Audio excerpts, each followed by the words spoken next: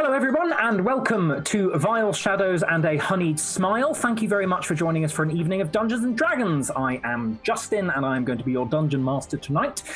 We are thrilled to be streaming at twitch.tv/D&D and twitch.tv/RollTogetherRPG. So just as a bit of kind of an introduction for those of you who are new to Dungeons & Dragons, everyone here plays fantasy characters in a fantasy universe or world. The 5 players all have their own unique character, and they have sheets with sort of information that tells them who they are, what their background is, what they can do, their deepest secrets, and also the kind of mechanics of how to play the game, what dice to roll. As we can see, the game functions by rolling lots of different dice with many different sides. So they mostly play by rolling one of these, which is a 20-sided die, referred to as a D20 for hopefully obvious reasons, and they do that to see what they do, how well they do. So if they're trying to do something, they have a roll of that, and the higher the number is, the better it is. A 20 is very, very good. A 1 is hilariously bad. So while our lovely players here play their characters, who they've gone to great effort to create and design and all that kind of thing, we'll come onto these little dudes in a moment, everything else in the entire universe is played by me. I am the weather, I am the people, I am the monsters, I am the earth. I don't want to say that I'm a deity, but I'm no. Between me describing the world and story, the players describing what they want to do, and some dice rolls to make sure it's not just us, being able to do whatever we want. It gives it a little bit of the kind of gameplay and a bit of that uncertainty and spicy tension. That's how we tell our story. So this is a new game for Forgotten Realms nerds. It's going to be set around about the High Moor, and let's introduce our players. So to start with, obviously the most important one, which is me. I am Justin. I go by he/him pronouns, and I'm going to go. I did anti-clockwise recently, so I'm going to go clockwise on my screen for introductions. So Rebecca. I'm Rebecca. I use she/her pronouns. Toby. I'm Toby. I use he/him pronouns. My character is Frosty Silk Dragon, who uses she/her. Indeed. Rebecca, who is your character? Oh, we're doing that now. I am playing Viscount Cecil Horatio de Quincy. He uses he/him pronouns. And David. Hello, I am David. My pronouns are he/him, and I am playing the character of Aldrin Wheelwright, who also goes by he/him. Anna? Hi. I'm Anna Fordham. I use she/her pronouns, and I'm playing Tin, just Tin, and she also uses she/her pronouns. And last of all, Evie. Hello, I'm Evie. I use she/her pronouns, and I'm going to be playing as Trey, who uses they/them. Lovely. There are characters, there are players. We also have, again, as I said, I just get very excited by minis. We also have minis representing each of the characters. So we have Aldrin, we have Cecil, we have Ferocity, we have Trey, and we have Tin. Might show you them a little bit more closely later. Right, so before we kick off, this stream is going to run for 3 hours. We're going to have a roughly 5 or 10 minute break somewhere in the middle. We are, now as I said, I was going to mention this, we are delighted to be sponsored by Hero Forge. So Hero Forge offers a fully customizable tabletop miniature designer. It's got dozens of fantasy races, thousands of parts to choose from.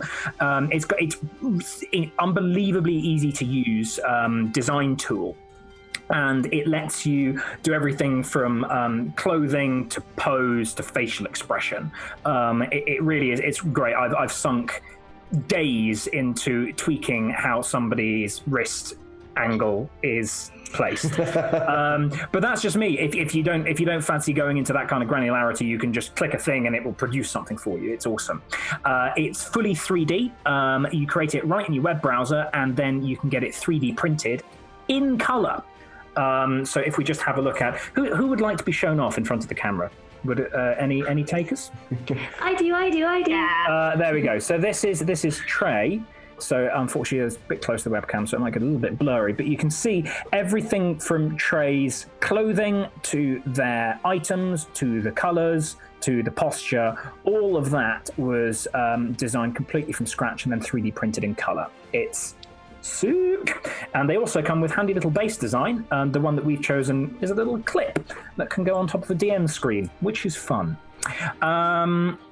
So you can find them at heroforge.com. So we are also delighted to be sponsored by Ultra Pro, where you can get your tabletop organized with character folios and dice bags. Ultra Pro is the leading manufacturer and supplier of sports and gaming collectibles accessories, as well as other gaming accessories, including this really quite delightful snowy owlbear dice bag. As you can see, little thing.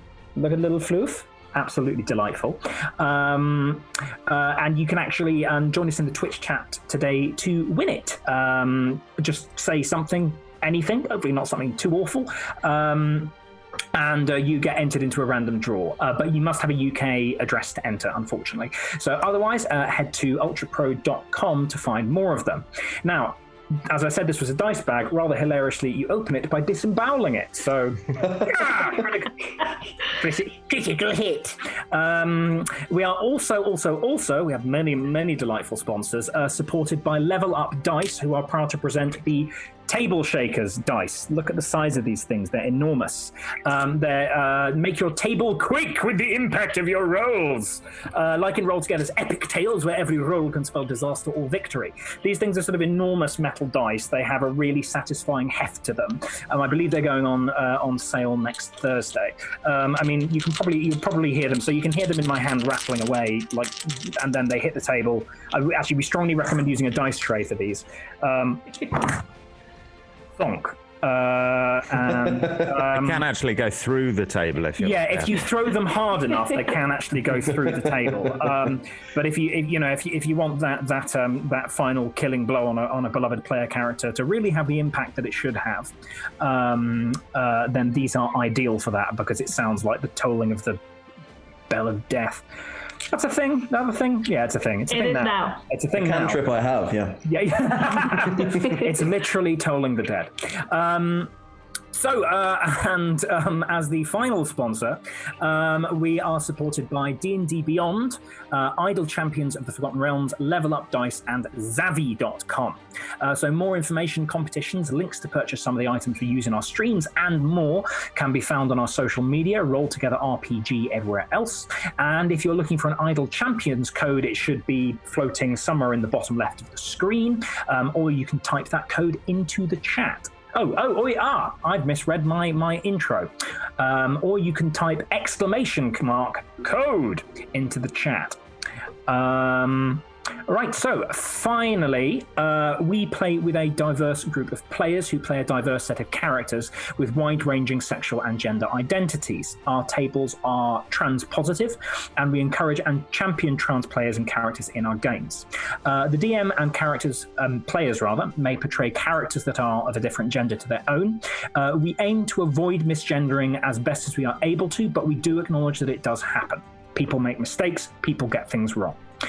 We do, nonetheless, have a company policy in place for correcting people on pronouns. If we miss an instance of misgendering, or one of us does make a mistake that doesn't get called up on, we are very open to being corrected, so please do let us know if you think that one has been missed, and we will rectify that as soon as we can. Fantastic. So let us begin. I do actually have a little hunting horn here, which I thought to use, but I think it might be a bit much for streaming, but it's here.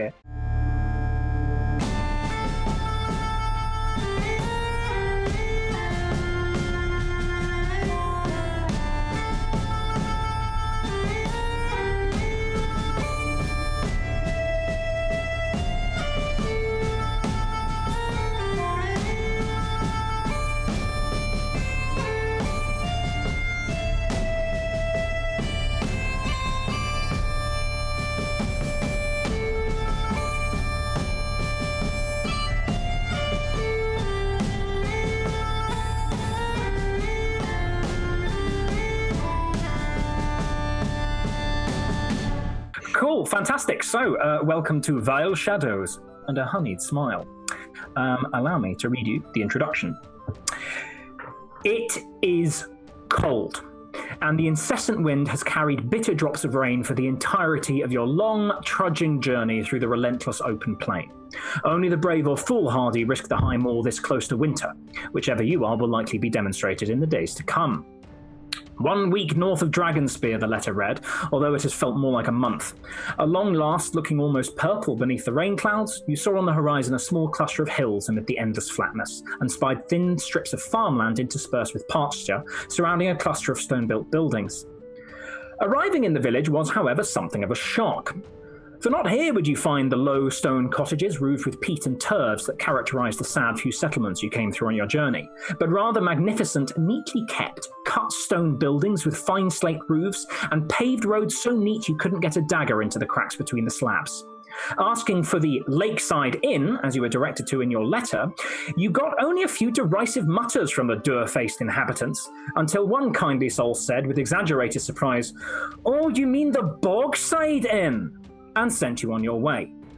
It is in said establishment that you now sit, drinking a very fine-smelling and yet curiously tasteless sample of your preferred drink, and awaiting Master Tayman's summons.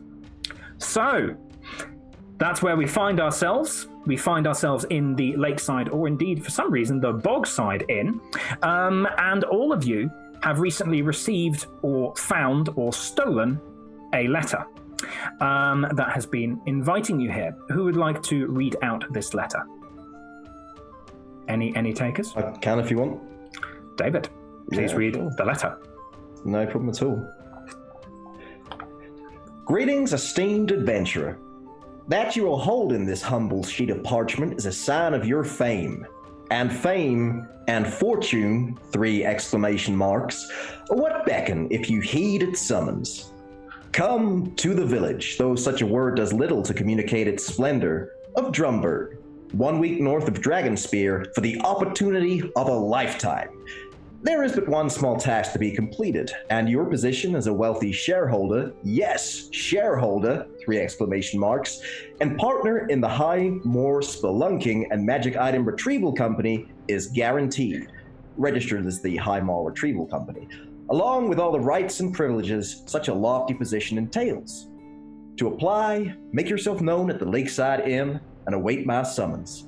While you are there, please take care to sample the excellent food and ale. This letter entitles you to a discount of 25% off one meal. Service not included in discount. I hope to see you soon, 3 exclamation marks. Yours in glory and fame, Master Tamman Brittlegrin Halvaril, glorious governor of Drumburg, commander-in-chief of the HMRC, hero of Fibley, defeater of the dread rodent. Such is the letter you will have received. Seated in the inn are a number of our characters. First of all, we would probably see Aldrin and Ferocity sitting together, sharing a drink. What would we see if we were to walk into the inn? I am most certainly not drinking any ale of any description. I am drinking Vino Rouge out of a nice goblet, the nicest they have. I'm not eating, and I'm reclining in my chair like this. And speaking to Aldrin, who I've met previously in certain mutual business as we move in. And I'm looking fabulous. And also, it's very important for me to say that if it's cold on the journey, I am wearing my Wintour furs over my usual accoutrement. Marvelous. And Aldrin? Aldrin is definitely leaning in, looking very interested in talking to Ferocity, who has something of a reputation in the underworld of Baldur's Gate. He's definitely wearing his thermal vest and thermal leggings under the armor, which today appears ostensibly like the vestments of a priest of a very good god, let's say Chanter. He's leaning into Ferocity, and the question on his lips is, so did you really do that job in the Temple District? Darling Aldrin, I couldn't possibly deny or confirm these scurrilous accusations. I do not do jobs, as you well know, Aldrin. I'm a performer of the most eloquent kind, and any rumors you have heard to the contrary of nighttime activities are nonsensical. But if you do want a line on some nice silks, I may know where to get them, if you know what I mean. Barkeep, another top-up. Thank you, darling. So is that a deception roll or a performance roll? What do you feel?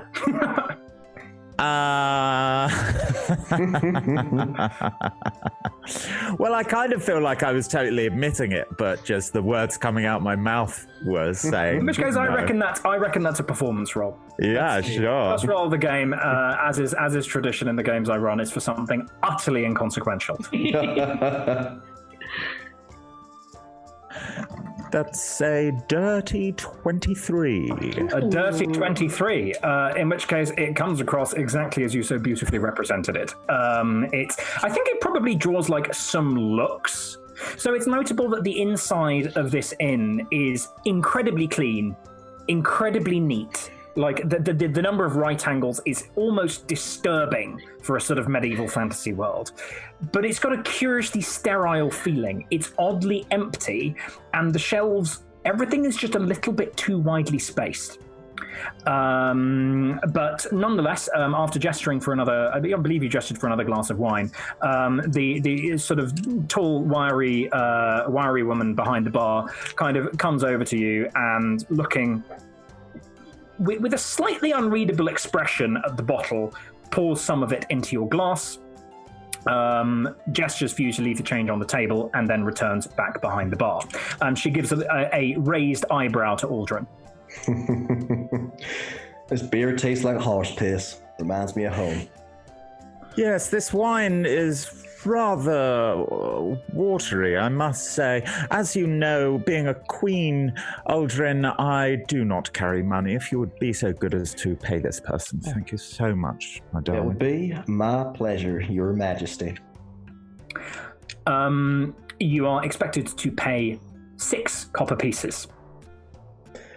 I'll leave 8 copper pieces because it never hurts to have friends in low places.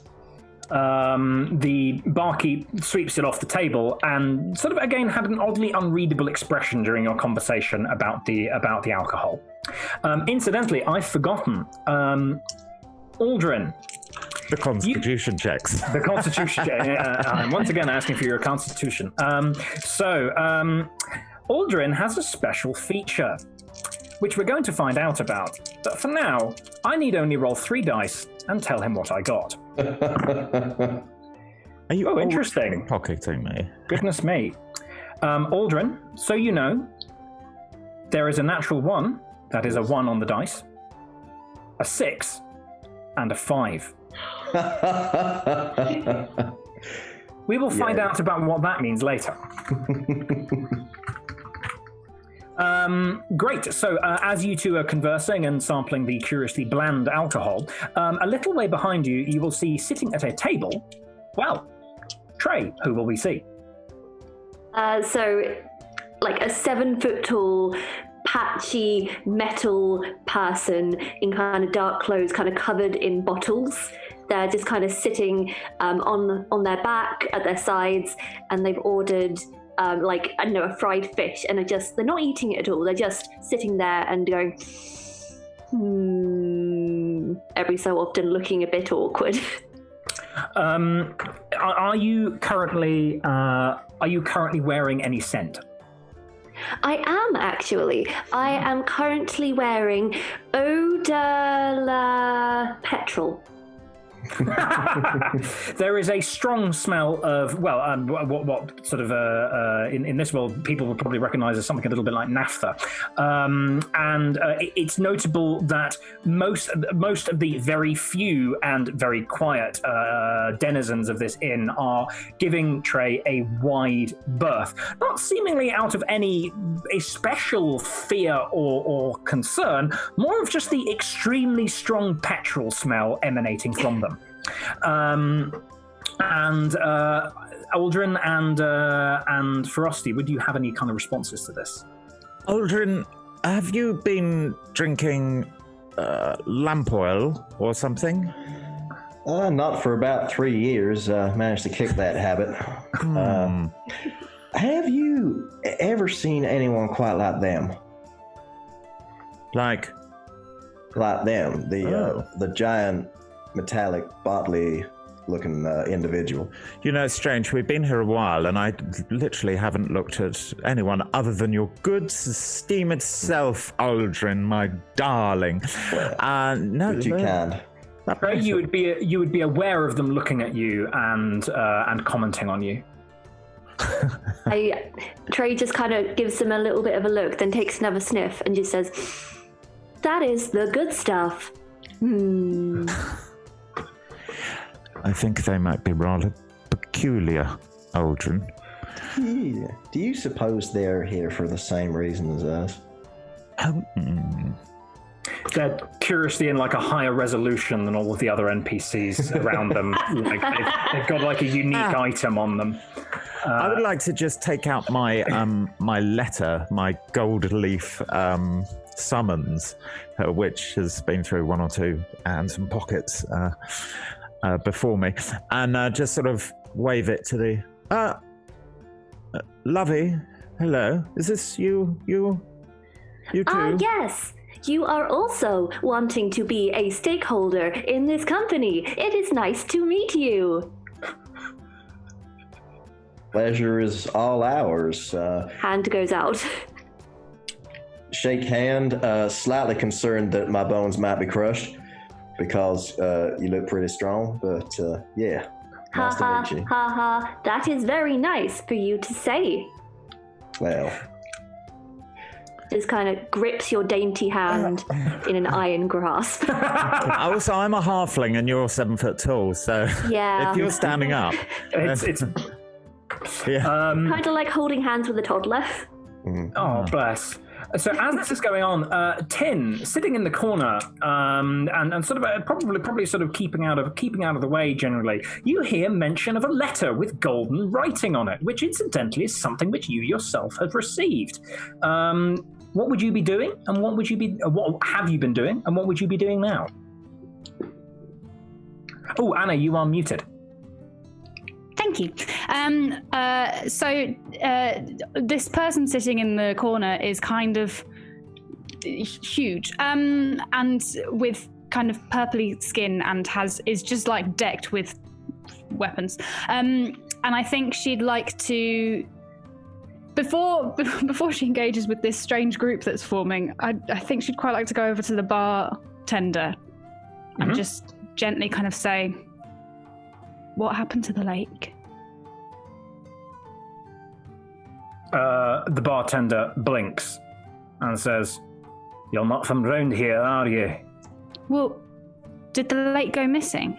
Is that why it's not lakeside anymore? There wasn't ever a lake. That seems very dishonest of you. It's not me that named the place, is it? Now are you having a drink? Goodbye. And just walks away. Anyone watching will see a slightly sort of like, oh shit, like drop of the shoulders from the bartender. So at that point, probably walk over to join the group. An enormous half-orc looms over you, group, as Tin comes to stand with you. And to dagger. And how would you all respond at this wall of muscle? That is a lot of hardware. These people have lied to us. Thank you. Well, shoot, if these are the good stakeholders, we're going to have a mighty fine board of directors, if you know what I mean. Do forgive the bluntness of my compatriot here, Ferocity Silk Dragon. What is your name? Tin. Tin. Did you slay a dragon? I slay all over the dance floors of Baldur's Gate, my lovey, but I have ne'er slayed a dragon. I'm from the House of Silk Dragon. You've probably heard of us. Baldur's Gate, the finest, some would argue, clothing outlet of the lower city. If you have not, then, your loss, really. I can speak to that esteem. Very good textiles. Tin, could you please make a history check? Oh, Christ. It's not going to be good. I can tell you that now. Oh, no, that's a 15. A 15? Yeah. You know what? That's amazing for Tin. You've actually heard of this, and I think it's kind of nice, because this doesn't happen very often. You're like, I know that. I know that place. I know Uniqlo, you know. I recognize your name. Congratulations. Darling, of course. I'm not surprised. Come, are you on this jolly jaunt then? This becoming landed stakeholders in a fine company, no doubt? Well, I have concerns because these people have lied to us. From what I've been told of the contents of the letter, there should be a lake, and there was never a lake. Well, it's all marketing, really, isn't it? We find this in the gate with the clothing, the brands. You know, it's the yarn you spin, the dit you tell. Maybe it is what you biological people call a metaphor. This concerns no one else, does it? Fair enough. Reality is what you make it. That's what I always say. If you expect the worst, you can never be unpleasantly surprised. At which point, there is a thud at the front door, and entering it in fine style, well, Cecil. The doors will fly open, and pausing to pose in between, hand on hips, you will see a man, young, like looking fairly young, ridiculous cheekbones, even more ridiculous floppy hair, and he looks like a Christmas tree, like dressed in reds and blues and purples and far too many gold buckles everywhere, but quite an impressive looking rapier at his side, and more rings than you would think could fit on two hands. And Cecil will pose there and just go, "I have arrived." This one's mine, Aldrin. Now here I was thinking we'd be a team.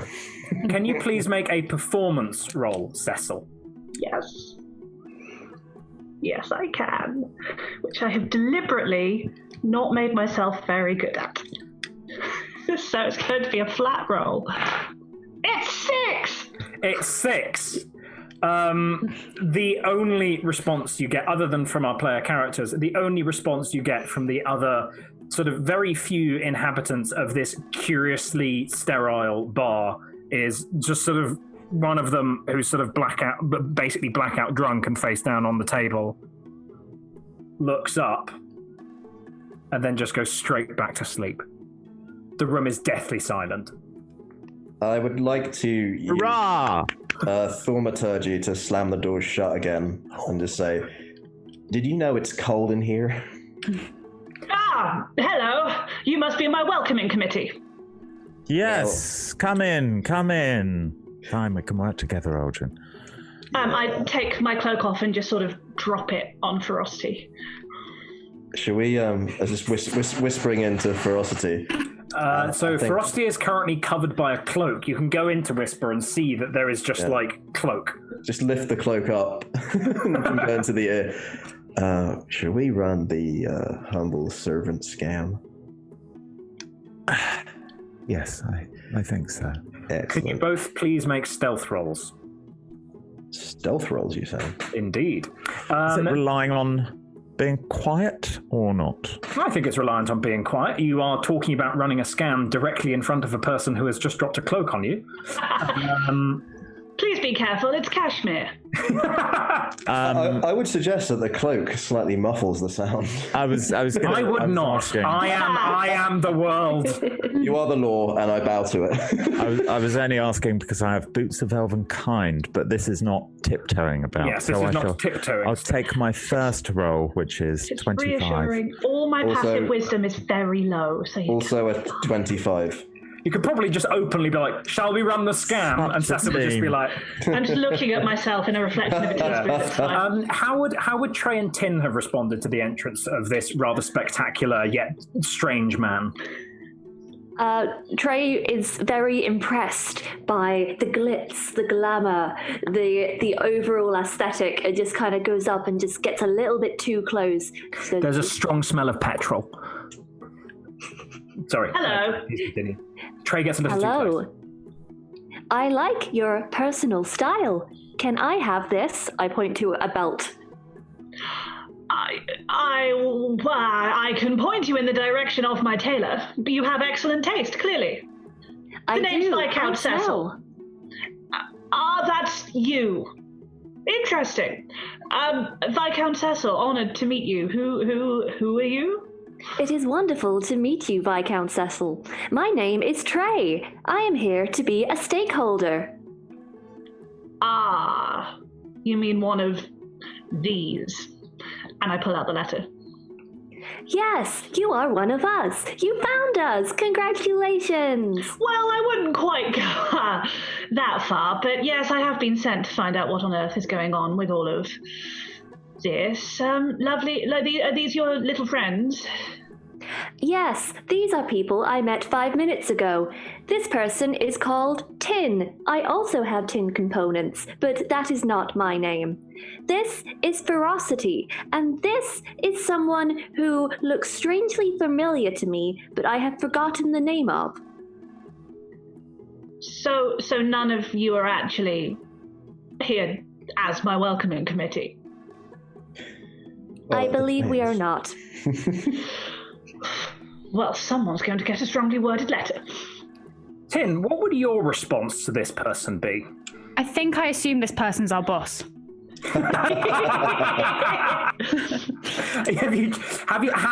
What percentage of the words that have come out of Cecil's mouth have you listened to, and what percentage of the tone in which they were said have you listened to?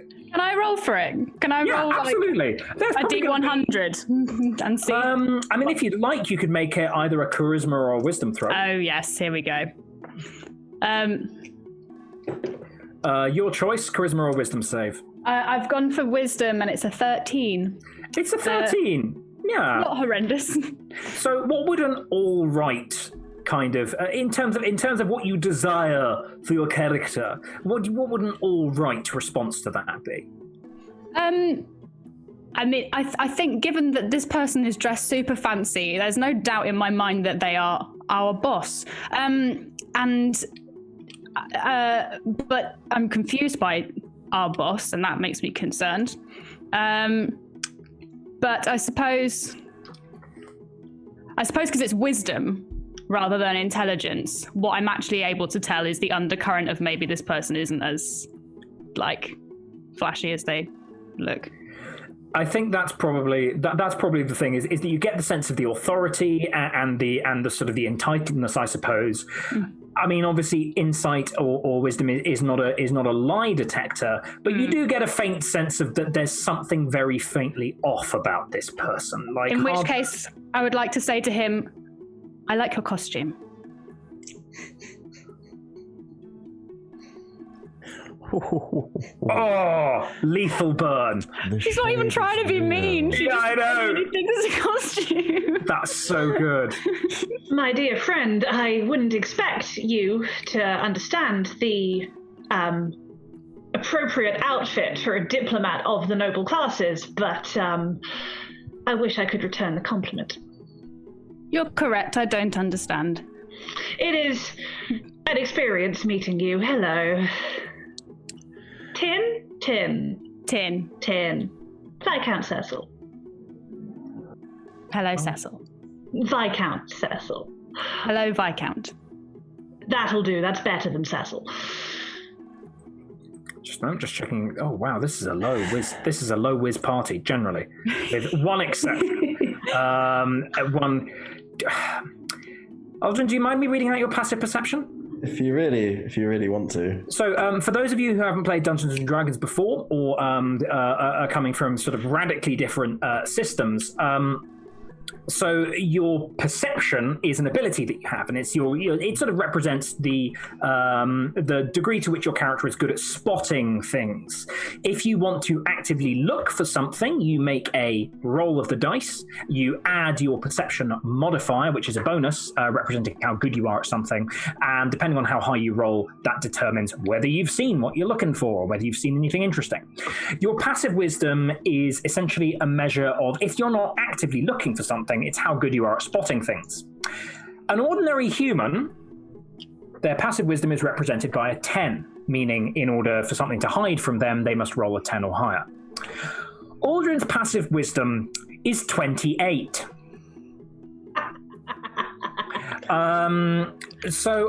Aldrin, Ferocity, and Cecil, once you are all together and having a chat and showing off all of these sheets, you will note that there's an individual at the back of the bar who has stood up, is clearly counting you up, and sort of looks a little bit lamentingly at their half-finished pint, which looks a little bit different to the stuff you've been drinking, and then heads out the door, clearly going somewhere. Justin, can I ask, the drinks we're drinking, yes, are they sort of like weirdly tasteless or just watered down tasteless?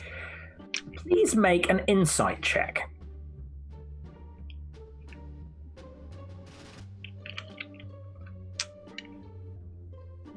Thirteen. What it's like more than anything else is I in March had COVID-19, and during that I lost my sense of smell and taste. But when something went into my mouth, I was aware of tasting it. There was just no taste. It was almost like my body was going, you are having this experience, but the experience wasn't transmitting. And I think that's the nearest way to describe it. Drinking it, you're like, academically, my body understands that this tastes of something, but for some reason it's not registering. Or like an illusion? Well, could you please make, I think that's going to be an Arcana check. They're illusions, Michael. Oh, Toby, you've... That is a dirty 4. And actually not dirty, it's natural. Natural, it's not natural. So on a... that's another piece of lingo. When somebody says natural or dirty, natural means it's the number that appears on the die. So a natural 20, which is the best thing you can roll, is if the die lands and we have a 20 facing upwards. That means whatever you're doing, it is a success. Now, that doesn't mean that you can magically do ridiculous things. For example, if you are convincing an enraged red dragon not to incinerate you and you roll a natural 20, the likelihood is that rather than going, of course, I will do everything you want, they will just sort of go, all right, and sit back and listen to you for 5 seconds longer. A dirty roll is I mean, these aren't official rolls. You're not going to find this in the rule book. They're going to be like, oh, dirty 20. A dirty 20 is where the modifier has rendered it as such. So a dirty 20 is not a natural 20. It is simply whatever the dice roll was, plus the modifier has come out as a 20. And on a natural 4, there is absolutely no way that this is an illusion. In fact, the thought does not even occur to you. You're just like, this stuff is rubbish. It smells great though. It smells really good. With my 25 and Aldrin's 25, am I able to like whisper stuff to Aldrin? I think you can whisper a couple of things with that unbelievably high stealth roll. I can read lips, by the way, just so you know. I'm just like, distract her. I'll go for a pouch. Hang on, is Viscount Cecil male or female, Rebecca? Cecil is male. Mail. Distracts him. I'll go for his pouch. Does Cecil... That actually reminds me of something. Did we introduce characters and pronouns, or just... Yes, we did. Yes, we did. At the beginning, yes. Should we just do a little rerun, just for clarity? So Cecil goes by he, him. He, him, yeah. Ferocity goes by... She, her. Aldrin goes by... He, him. Tin goes by... She, her. And Trey goes by... They, them. Cool. Apologies, I messed up. That's all good. These things happen. Looking at Cecil, Justin, does Viscount Cecil, does Viscount Cecil look wealthy? Or is it someone who doesn't have that much to putting on the appearance of wealth? Roll, I think that's probably... Interesting. I would say that's going to be an investigation roll. All right.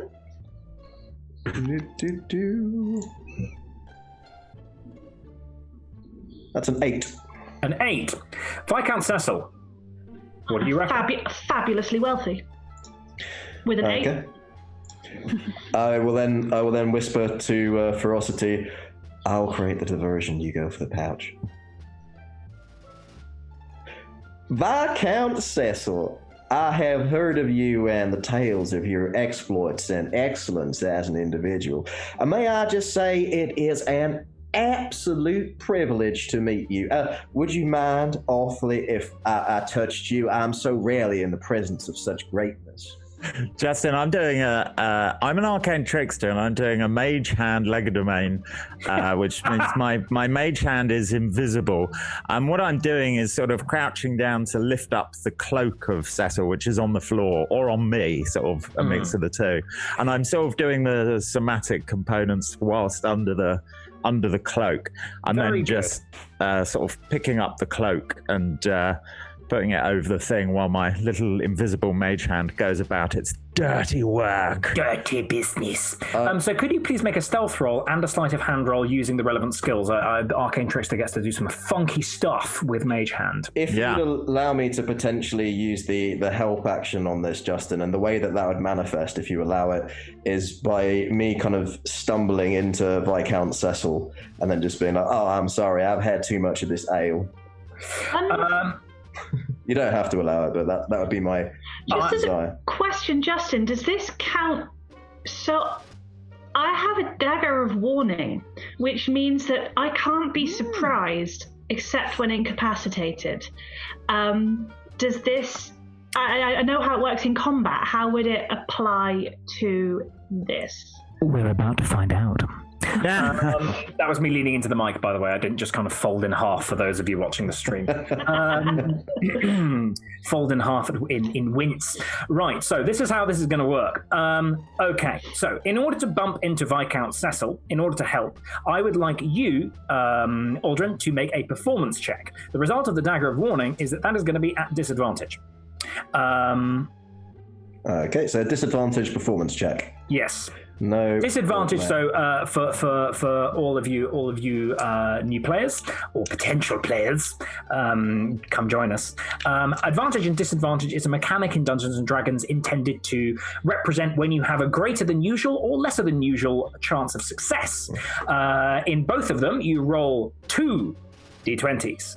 In advantage, you take the highest. In disadvantage, you take the lowest. So it's a way of representing sort of, as I said, kind of if you've got a greater chance of doing something, you basically get to roll twice and pick the highest, and lower, vice versa.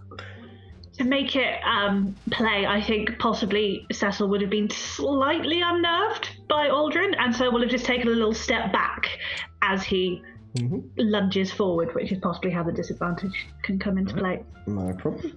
So the first roll was a 23, and the second roll was a dirty 20. Oh! Right, so what happens is things are going completely to plan, and you lean in, but then, curiously, you get this sudden twitching feeling in the back of your head, and you just inevitably know that the bad luck that has been plaguing you now for weeks is...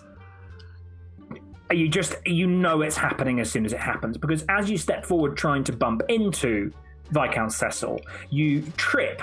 Seemingly a shoelace has come untied, and it's got caught underneath the table leg, and you trip, and instead of going into Viscount Cecil, you basically just go past Viscount Cecil and face plant on the floor next to Viscount Cecil. Viscount Cecil, you would probably jump back. You've ended up making life more difficult for Frosty, not easier, because Viscount Cecil has been moved out of her reach. Can I just in character, Cecil will insist on the Viscount. Out of character, you don't all have to call him Viscount Cecil. That will get old. I am going to every time. Okay, but please don't feel you have to. It's got a nice rhythmic lint. Viscount Cecil. Justin, just so I know, which of the roles have you now used? That was the 5. And is this a point to explain the bad luck mechanic? Yes. At some point in his extremely eventful life, Aldrin has suffered a curse by enraging a god. Which god did you enrage, Aldrin? Well, this might give away a little bit to the rest, but yeah, Mask. Precisely. After enraging Mask, Aldrin has been cursed with bad luck. And the form that takes is I get 3 rolls at the start of every game, game or day or whatever. I get 3 rolls at the start of every game, and I get to choose some of his rolls or rolls of NPCs to replace with my rolls. So, for example, if I rolled a natural 20 and an NPC is attacking him and misses, I can go, oh no, they didn't. Vice versa, if I roll a natural 1 and he gets a massive success, as we saw there, I can say no. This was done in part to balance some other features which will become apparent. I'm not just being unreasonably cruel, although that would be my prerogative. Well, just to clarify, Aldrin believes that it's Mask that he has enraged. Whether it is or not, we will see. Oh, just for the other viewers, could you give a little kind of potted introduction to who Mask is? Sure. Mask was the god of thievery, trickery, and the patron of the Shadow Thieves of Arm. There was a faction called the Circle of the Grey Ribbon, which used to be Mask's chosen, who are people who are favoured by the gods. Mask was believed to be dead, but there is a possibility that he might be resurrected, which was the purpose of this group. So I still have my clerical powers despite the bad luck, and there's that kind of thing of whether the powers come from Mask, if Mask is back, or whether they might be coming from another god who is playing a bit of a prank. But I would not be aware of that in character. There we go. None of you are aware of this, however. That was simply for the readers. Readers? I don't know. Who knows? Let's say readers in the critical sense. Okay, so Ferocity, can you please make so all of these rolls to pickpocket the Viscount are going to now be at disadvantage. Although with your unbelievable modifiers, I doubt that's going to have much effect. Please, can you make a stealth roll with disadvantage to determine how accurately you can do all your sneaky hand movements and spell components, and then make a sleight of hand roll using your mage hand. Let me just check up on how a mage hand legerdemain works. Features and traits. You can disguise this with sleight of hand check, and you can use bonus action. Great, cool. So you can use a sleight of hand check with disadvantage to try to yoink Cecil's money, and you can have a stealth check with disadvantage to hide the somatic components of the spell. More rules guff for the viewers. Somatic components of spells are bodily components. In D&D, we've got quite an involved magic system. It's fairly straightforward, but it's got a little bit of kind of crunch. Spells have 3 components. You can't just sort of go and have them happen. You have verbal components, somatic components, and material components. A verbal component is saying a magical word like alakazam. A somatic component is magical hand movements. And the material component is holding up some kind of spell component. So, for example, if I hold up my owlbear dice bag, I might be able to summon an owlbear. Some of them have varying mixtures of all 3. Some of them have 1, some of them have 2, some of them have 3. So, for example, if I had a very complex one, I might need to hold up my owlbear, go like this, and say alakazam. Spellcasting. So, with disadvantage, The stealth check is 22. With disadvantage, the sleight of hand check is a paltry 16. Very well. Viscount Cecil, what is your passive wisdom? I mean, my passive perception is 14. So I'm not a wise man. I am as unwise as Tin is unintelligent. I'm just going for a pouch of gold if there's an obvious gold pouch, basically. There is an obvious gold pouch.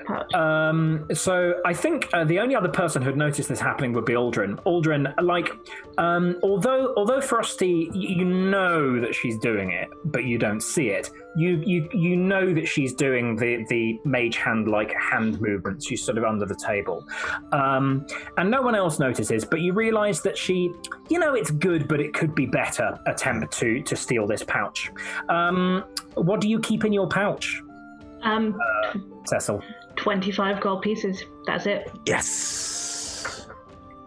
I try to style out my pratfall by giving a wink to Ferocity, being like, that was an effective distraction. Are you okay? That looked like it hurt. Oh, it's just the ale. It's not like a curse or anything like that. That'd be funny. Trey and Tin, what would your response be to Aldrin just directly face planting? I think you just hear a bit of a ha ha ha ha ha ha. You are a joker. I think is worried about how competent this group is, and that's really saying something. Is just out of interest, are Tin's expressions does she do much to hide how she feels about things? No. Right. So it's very much of this face. Upon which note, I think we are now going to hear another bang at the door. As you hear outside the door slams open, and you hear the sound of trumpets. Slightly thin sounding trumpets, but trumpets. You hear a sort of... and you hear a voice say, "Behold, Master Tayman Brittlegrin Halveril!" And walking in great style and wearing some really rather magnificent robes is a gnome. A young male gnome with an extremely finely trimmed black moustache and slicked back hair. And he comes in and says, "Welcome, welcome. I'm so glad you've come. Good to see you. I am Master Tayman Brittlegrin Halveril. It is a pleasure. Please sit down, sit down, sit down." How would you all react? Or is this rather your reaction? Can I just turn to Viscount Cecil and be like, I think your costume's better. Thank you. Well, I'm glad someone with some semblance of dignity has arrived, and I will stride forward, hand outstretched. So in response to Tin's comment, anyone with a passive wisdom of 14 or higher, so that would probably be the Viscount and Aldrin, would, and indeed, let's have a look at your stats, Ferocity. Indeed, would see a flicker of sort of like your costume's better. There's a very faint kind of like, oh, that's how it is it? Kind of facial expression, and then which almost immediately switches into a big wide grin and a hand put out and says, "Pleasure to meet you. What is your name? I believe I missed it for a moment there. Terribly sorry." I mean, if you don't know me already, then clearly this is even more of a shambolic affair than I was expecting. I am, of course, the Viscount Cecil Horatio de Quincy.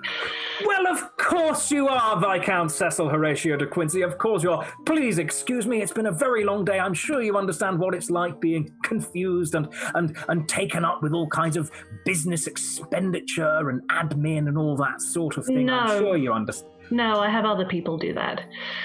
Oh. Well, you were late. Don't waste more time. Now you're finally here. Well, and sort of seemingly sort of trying to kind of get that engine revved up again, and voice going ever so slightly higher and more strained, says, "Won't you all please sit down?" Cool. So you are all invited to sit down by this sort of emanating the "this isn't meant to go like this" feeling. Would you all be seated? Would you? I haven't stood up. I've Would you just remain been seated? lounging, add or minus cloak. Is my cloak still on the floor? Yes, and it's got some red wine on it.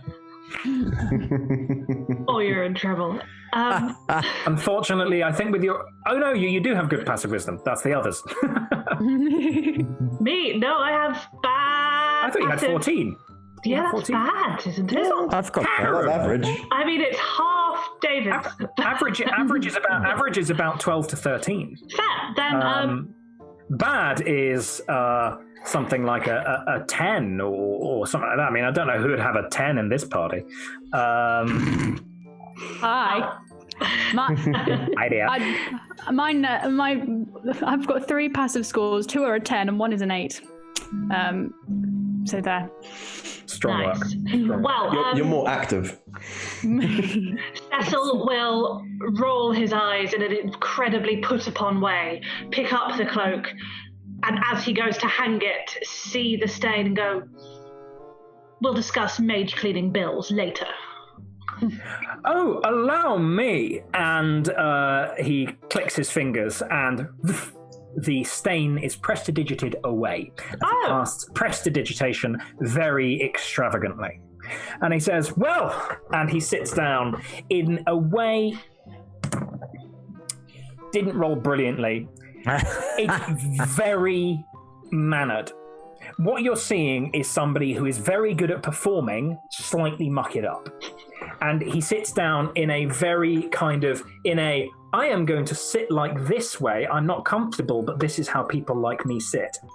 And says, well, what do you think of the town so far? Lovely, isn't it?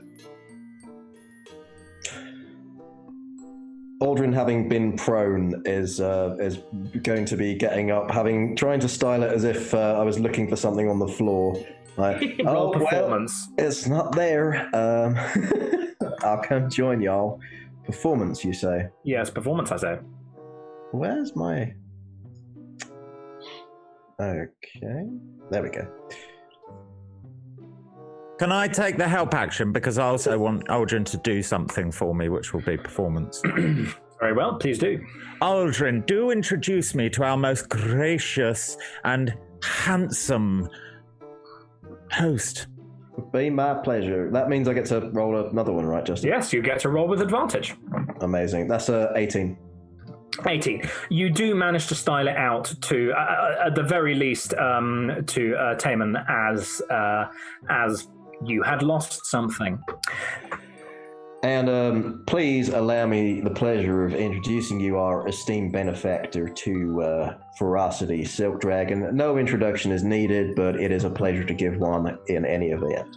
No introduction needed, indeed, and indeed a pleasure, Ferocity. A delight to meet you. Does he come over and take my hand? He does. Excellent. He reaches out over the table with a hand. I'm giving him the eyes, like, oh. And he rolled poorly again, but that still means that comes out as a rather reasonable roll. He gives you the eyes back, and even a little wink. You're in. Material. And then he turns to Aldrin, and you must be all. Aldrin Wheelwright. Aldrin Wheelwright, of course. Heard so much about you. It's a real pleasure to have you here. And you must be, as he reaches out towards Tin, and he's going, I am Tin. Tin, yes, indeed. I could tell by the axe, of course. Tin is quite big for these chairs and is just going to sit cross-legged on the table. That gets the faintest flicker of a sort of, okay, we're doing this. Right, okay. Well, adventurers. I think he probably would actually turn to Ferocity and go, adventurers, eh? and you must be, as he reaches out towards Trey. I just wait for him to say something. Darling, this is Trey. Trey, of course. Notable of metal people. Yes, I am renowned among the Warforged kind. It is nice to meet you. And I, again, give a very steely grip. There is visible discomfort at the crushing power of your handshake. And sort of, pleasure to meet you. Pleasure's all mine indeed. Well, lovely to see you here, and welcome to the first potential shareholders of the, I need to read the company name, High Moor Spelunking and Magic Item Retrieval Company, HMRC for short. It's lovely to have you here. Well, welcome to the town. Would you like to hear a little bit about the job? A little bit about this opportunity? How do we feel? I want to know who has been bad and what they have done. Well, you see, this is the fun thing. Now, I must say the initial job is sort of a little bit about somebody who's been bad. You know, as is the case. I'm sure you're all aware, all very experienced, been around the way. Obviously, that's how I heard all your names. Absolutely. But you see, the main point is not who has been bad, but what could be good for you. You see, the High Moor, almost mythical as a place of inaccessibility and mystery and danger. But, hey, you know what's also in the High Moor? Ruins. And what's in ruins? Bad people. Treasure. There's treasure in ruins, right? Right? Good? Right. You happy? Have you been? Have you seen the treasure? Well, yes, indeed I have. How do you think I? And he sort of gestures to his robes. And all this could be yours if you join this company. Right. Plan is, we join together. This is our company town. Isn't it marvelous? He indicates to a piece of art on the wall that is like the equivalent of the kind of thing you like buy very cheaply online. It's like stock footage. There's like a stock picture of like a lake. But painted. I'd say all this would be your base of operations. And you would be part of the HMRC, head out into the wilds, plunder some tombs, get hold of some magical items, obviously give a cut to me, keep a cut for yourselves, and then we'll handle the rest. We'll handle the selling, we'll handling your equipment, we'll handle your medical bills, and even, if necessary, funeral bills and informing of the next of kin. How does it sound? Yes. Tim. Who has been bad and what have they done? I'm getting to that. I'm doing a spiel. There's like a real kind of slight sort of quite a quick sort of gritting of the teeth and a hardness comes into his face. I'm talking. Can I turn to Aldrin and say, "What's a spiel?" It's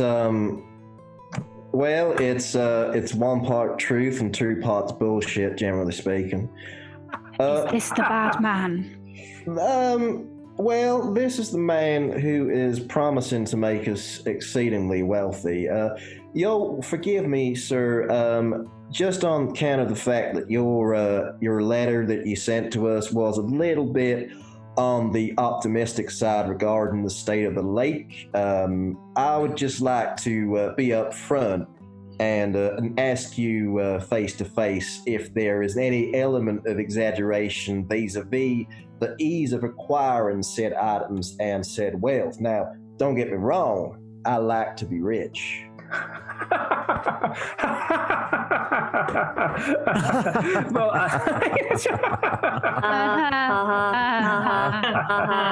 Well, you see, the thing is,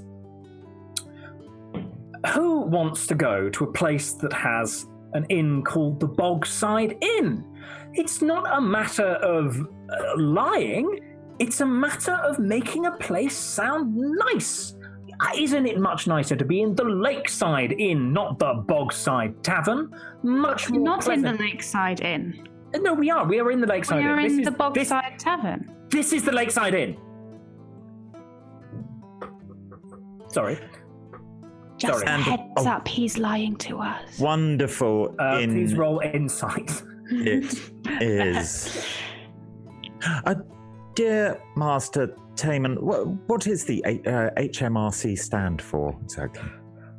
That is the High Moor the High Moor Retrieval Company. That's how it's registered, course. unfortunately. Do forgive me. But it's fully the High Moor Spelunking and Magic Item Retrieval Company. Excellent. What did you roll there, Tim? A 14. 14. He rolled a 28. That's fair enough. So no, scrap that. I didn't then say. I think that what you'd probably find is, in terms of picking up on that, you would get like. You don't get any reading on truth or lie. What you get is that this guy is under a degree of stress that he's trying to hide. So Tin now believes that this tavern has two names. Fair enough. Which, after a fashion, is true.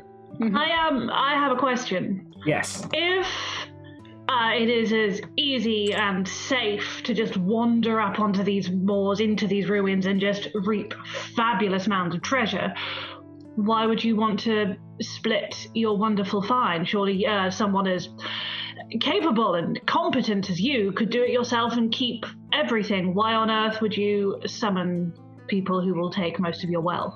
I feel that you may have misunderstood me. Now, look, I'm not going to lie and say it's easy as waltzing into somewhere and taking stuff. There's risk. But risk is adventure, isn't it? Risk is a chance for glory, and it's exactly why I have chosen all of you superb, excellent, magnificent specimens for only you 5, indeed, are the ones who I would trust to start up this company and be able to get into the places you need to get into. Sure, there's risk, but therein lies the opportunity. That's curious, because you sent 30 letters to various acquaintances of mine, and we decided to send just one of us to see. So was it really just us 5? It was a complex vetting procedure. Was the vetting procedure know my name? Was the vetting procedure who turned up? No. Do I even need to roll insight? You can roll insight. Obviously, the creme de la creme showed up. Will you be coming with us, Master Taman? Sorry, that was a natural 20, but actually an 18. Air horns.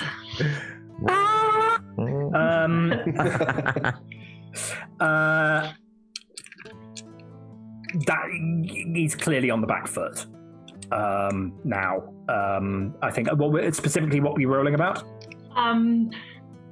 So the specifics was the no. Oh, so his vetting process, who he called, if we'd actually been handpicked. Yeah.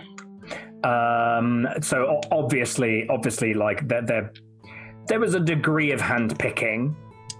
You get the feeling that there was a degree of picking, but it may not have necessarily been based on who was the best. Mm-hmm. Unless you think of best as in most appropriate choices. Gotcha. And what did you say, Frosty? Master Taman, will you be joining us on this venture, this formation of the new company? Well, you see, unfortunately, I must be taking care of the defense and maintenance of this town. We may well have other adventurers coming. Look, and there's a slight sort of, as it were, unit change, and you get look, I'm going to be level with you. I can see that you're all extremely intelligent, capable people, right? I can see that the usual sort of marketing spiel we do for the peons isn't going to slide on you. So let's get down to brass tacks. This place is an absolutely golden, untapped opportunity. There is wealth beyond measure, beyond the walls, beyond this place, into the High Moor. It's going to be hard to get it out, but if we work together, we can be rich. And Who does it belong to? It doesn't belong to anyone. It's abandoned. Barely anyone lives in the High Moor. And what do? Well, they're sort of a few ignorant tribes people, but who cares? They're not getting it. They don't want it. They keep on saying, don't go in there. If they don't want you to go in, presumably they're not going to mind if you take what's in there. See? Has anyone tried going in? Well, there have been the odd occasional forays, but this is exactly why this is going to be different. Because, think about it, most of the time, adventurers go in, don't have a base, don't have anywhere to start, don't have anywhere to go out from, a hub, if you will. If you can imagine, within a few days' walk of anywhere you're trying to get, a place like this, with a warm bed, with food, with defences, with, even if I say so myself, a magical practitioner such as myself providing the protection. Well, hey, can't we all do stuff together? Teamwork makes the dream work, so they say. I'm in, but with one caveat. Absolutely. Caveat away. You always say this town is a work in progress. Name something after me. I want my name on one of the buildings, and I'm in. Of course. What would you like? The Civic Hall. I'll have the De Quincy Civic Hall, and my sword and my skills are yours to command. Fantastic. The De Quincy Civic Hall shall be inaugurated, well, hopefully when you return from this first old job I'm going to be giving you. How do you feel? Are we all in? What will be the shares? Are we doing equal parts? Well, you're going to be paid an income for any job undertaken from the communal treasury, and then you will have the right to 50% of all monetary proceeds from the selling of magic items and first pick on the magic items. You get to pick one. So if you, let's say, go into a tomb, come up with a whole bunch of stuff, each of you gets to pick one thing, first pick, then I get to pick, then you pick another thing, and then the rest goes into the communal kitty that goes towards the maintenance of the town, the company, and paying everybody's wages. How does that sound? Well, Mr. Tamon, I am certainly in on your offer, but you'll forgive me if and I'll just lean into Tamon and change my eyes to look draconic. Forgive me if I have my eye on you.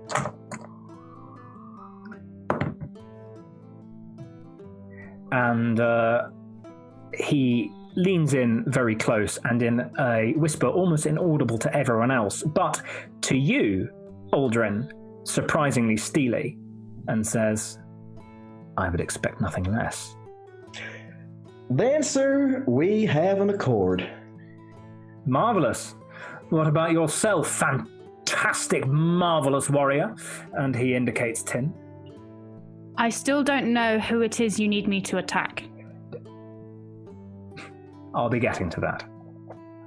How can I agree if I don't know who it is I'm going to attack? You are going to be attacking, almost without skipping a beat, you're going to be attacking some very bad creatures that live in some ruins and attack nice people. That's fine. Great. And what about you, my metallic friend, with such a marvelous odor? Thank you. I worked really hard on this odor. It is pungent. It really stings the nostrils. Thank you. That means a lot. I am in on this venture, but pray tell, how long will it take? Well, first job, I think. Everyone ready for a first job? Marvelous. About 4 days' travel to the east of here, we've been having some trouble with a bit of a local monster, shall we call it. Now, before you say anything, it's nothing too severe. It's just a young black dragon. Young. It's small, it's causing us some trouble. And the thing is, I believe that this dragon has access to a little bit of a hoard, you know, a little bit of cash, a little bit of money. If you can get in there, either drive it off or preferably kill it, which shouldn't be really a problem for you. It's young, it's small, it's little, it's only carried off a few sheep so far. Then you'll have the gratitude of the entire village, and we'll have some capital. How does that sound? I can offer you an advance of 2,500 gold pieces in total. Yes. Sounds good to me. I just rolled an 8 on an insight check to see if the old young, it's small, it's young. Absolutely.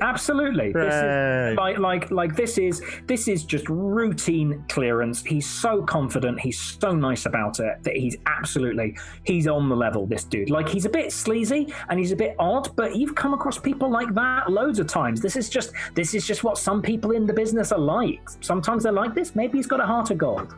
I really like him. He cleaned my cloak, so he's above board. I will hesitate to say that that's 2,500 gold in total. That would be split between you. Of course, I'll offer you half of that before the adventure, just as a sign of good faith, and the other half is available, obviously, on your return and successful completion of the adventure. I would say if you fail, you can keep the first half. You know, if it goes wrong, you come back. I don't want my adventurers coming back empty-handed. You're going to be compensated for your labors. How does that sound? Is there an option to talk to the creature? I mean, are you the protectorate of this other village, or is the dragon harming people here? Yeah, well, yes, the dragon has been causing some difficulties in this village and in some other villages in the area. You know, cattle theft, the odd destruction of a household, sort of thing. But really, it's just the poor benighted yokels here have been at their wits' end trying to deal with it. You know, it's one of those things. And if you can deal with it, they're going to be so very grateful. And look, personally, I don't mind too much about how you deal with it. Of course, a slain dragon contains all sorts of other opportunities. I mean, do you know what dragon scales sell for at the moment? Oh boy, that would really put us in the blue. But for now, I'd say, so long as you can get rid of the chap, I'm happy. Sounds good. It's just a black dragon. I've killed at least 3 or 4 of those with my bare hands, so that's fine. It certainly has. That's what I heard as well. You have bare hands? Deception roll, please. I'm backing up the claim. Unbelievably, I got another nat 20 for the deception. Oh! But that's again just an 18 because I have -2 insight. But yeah, if Toby's backing me up, does that count as help? I kind of don't want to. If you got a nat 20, I quite like the idea that you back him up, but in an incredibly pathetic, almost like a counterproductive, yeah. Well, I've heard that before as well. I rolled an 18, but I'm guessing I feel like nat 20 should get the. Yeah, nat 20 takes the biscuit. So Trey and Tin, are you rolling insight on this as well? Yeah. Go on.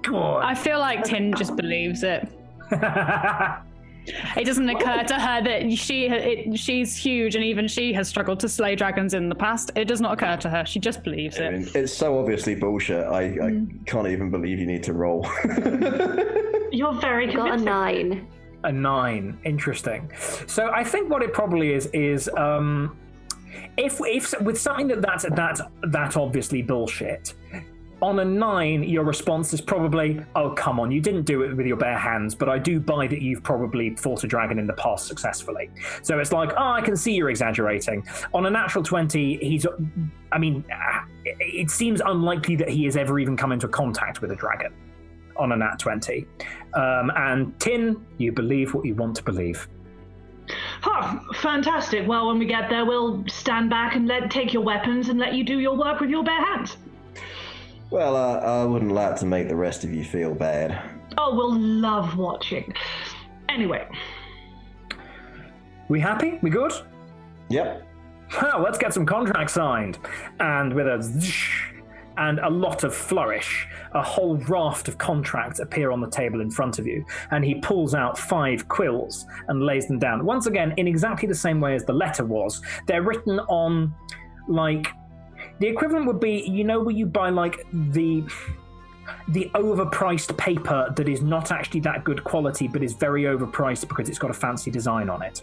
It's low quality, but it's sold at high price. And then the ink is gold, but it's like the equivalent would be like gold gel pen rather than gold ink. And he says, please sign away and let's get this show on the road. I would like to read this contract. I would also like to read this contract.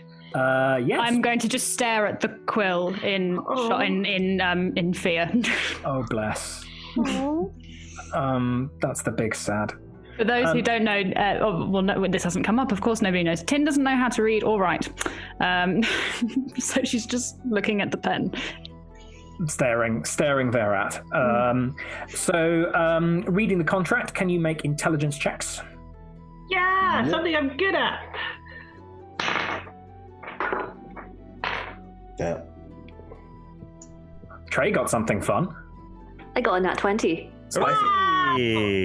And what did you get, Viscount Cecil Horatio de Quinsky? Dirty 20. Dirty 20. Nice. And Aldrin Wheelwright? Flat 6. Flat 6. And Frosty, you investigating or are you just signing? 18. I'm actually reading and altering. Aha, interesting. Ooh. So on a 6, it's boilerplate. Yeah. On an 18, it's pretty boilerplate. It doesn't... There's something a little bit odd about it, but you can't quite put your finger on it. For the dirty 20 and more so for the natural 20.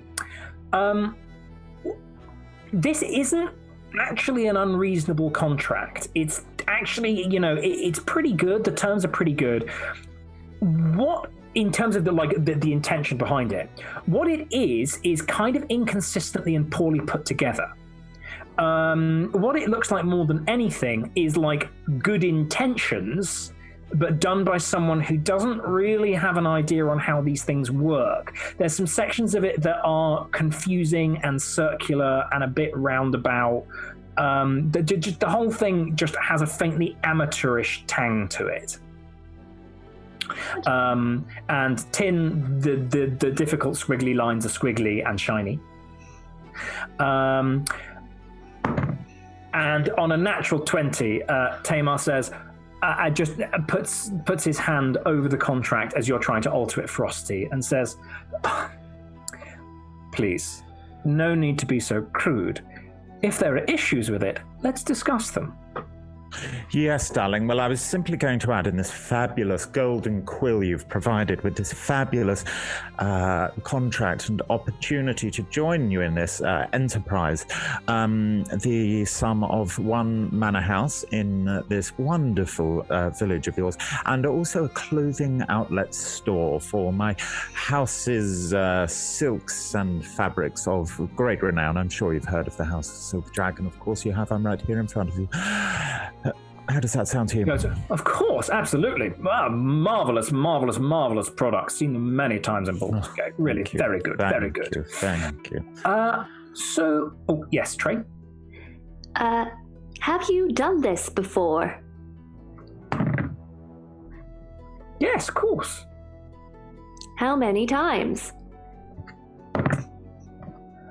Well, we've had at least, I think I've run at least 3 different outfits, all of them folded for various reasons. Usually the purpose for which they were enacted was met. They met their intentions, and then we wrapped them up. You know the way these things go. You've got a task, you pull it off, job done. Job's a good one.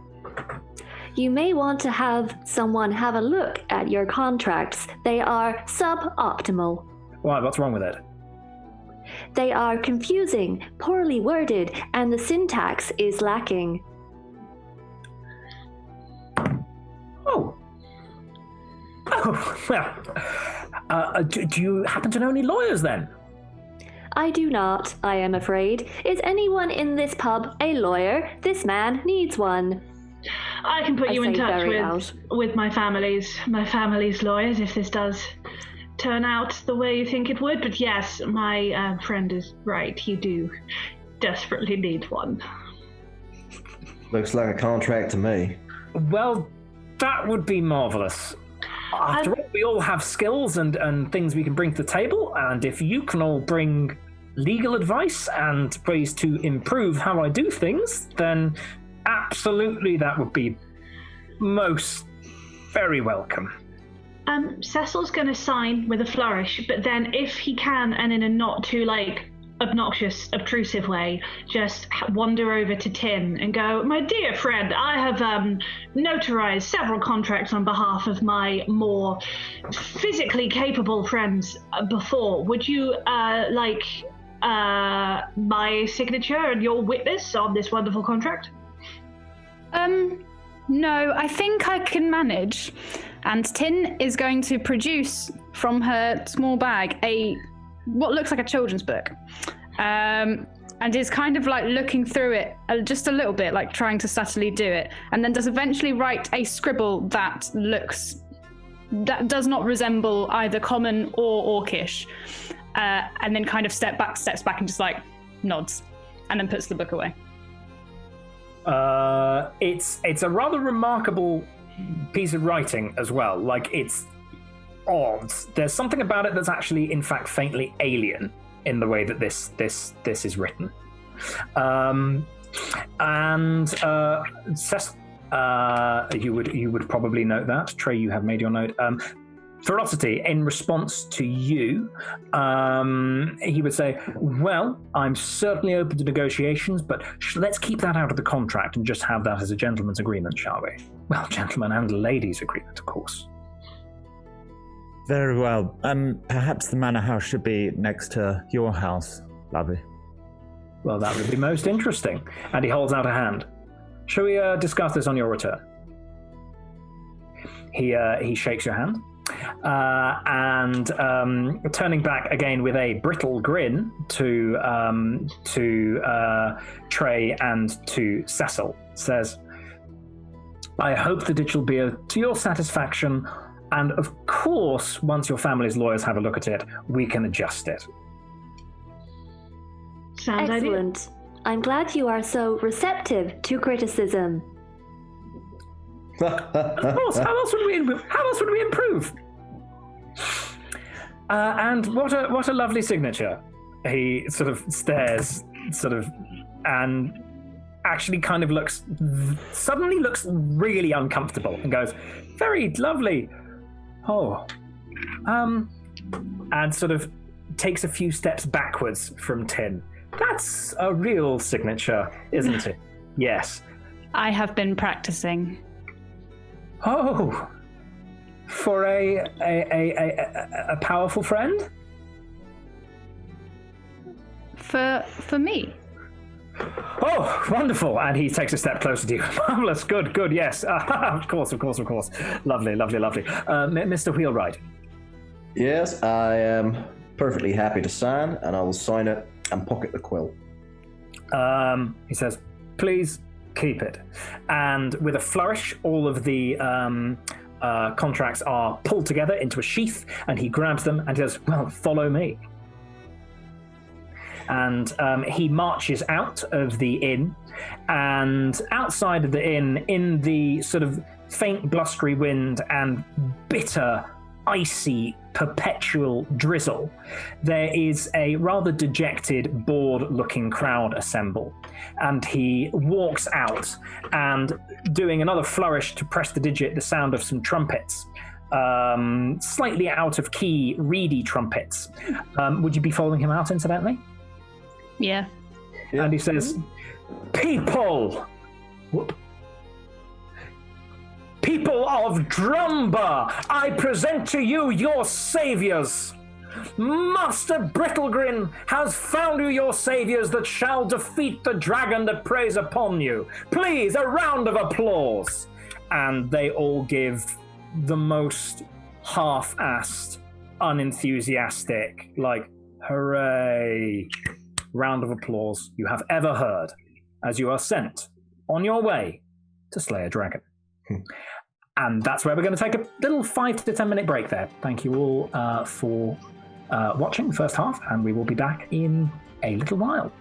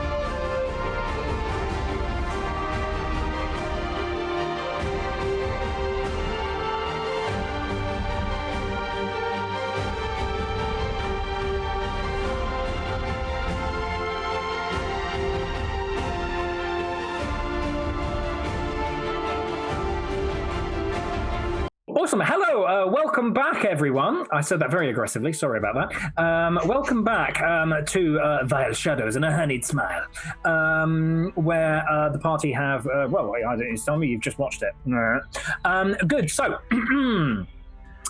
A few hours later, we find you having been walking for, let's say, if we say it's maybe 4 hours after that engagement, you will have been walking for a couple of hours and had a couple of hours of messing about in the town, getting yourselves ready to go.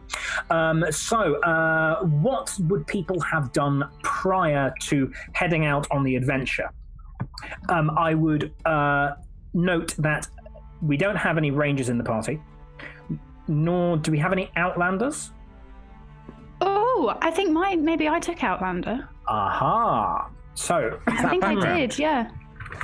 So tell me what the Outlander Wanderer feature does. Wanderer. I have an excellent memory for maps and geography, and even though I can't read the words on them, and you can always recall the general layout of terrain, settlements, and other features around you. In addition, you can find food and fresh water for yourself and up to 5 other people each day, provided that the land offers berries, small game, water, and so forth.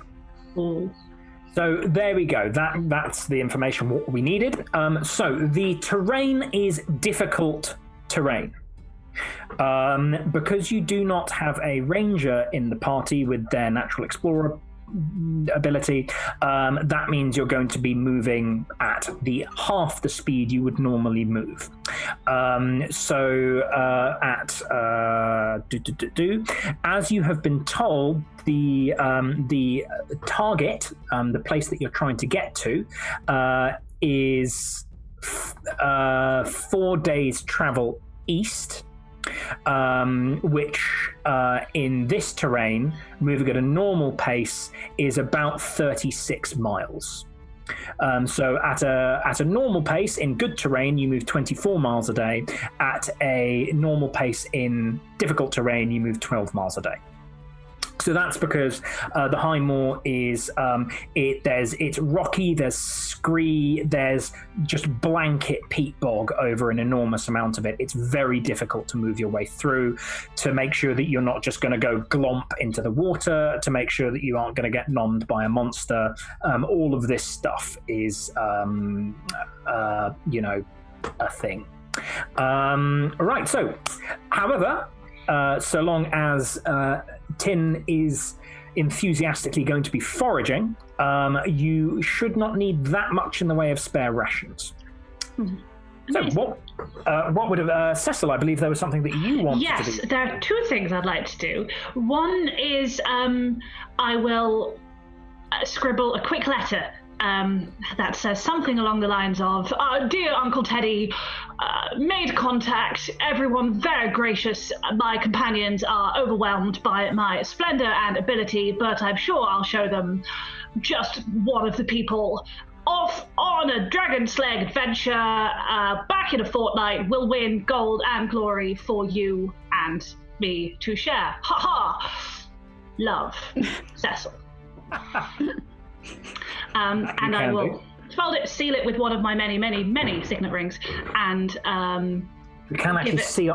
We can actually see on the mini. I don't know if it'll come up on camera, but we can actually see that Cecil has a lot of rings, as indeed does Trey. Many of the characters. Every finger. In glorious clashing Technicolor. Very good. Seal it. Give it to someone who looks like they might deliver it. It may not happen, but Cecil will go about that in his usual obnoxious way. But then the second thing I would do would be reach to put my 250 gold in my coin purse. And there is no coin purse. Yeah. What would you do? I think Cecil would try and fail to be really cool about it. Make a performance check. Okay, yes, I will RP this based on what I roll, and it's a flat roll because that's fun. That is a 12. A 12. I think in terms of having your wallet stolen and then trying to play it cool, that is a difficult thing to play off. And so I think a 12 is going to be that you I mean, it's not like you don't fly into a rage, but you're clearly like, no, it's fine. So it'll be a kind of chaps. I'm sure complete accident, absolute, on tomfoolery, lads. It's all fine, but maybe in all the falling and the hustle and bustle earlier, someone accidentally laid a hold of my coin. It's very, rough and ready. It could easily have been mistaken for yours. It's totally fine, but if I could have that back now, that would be lovely.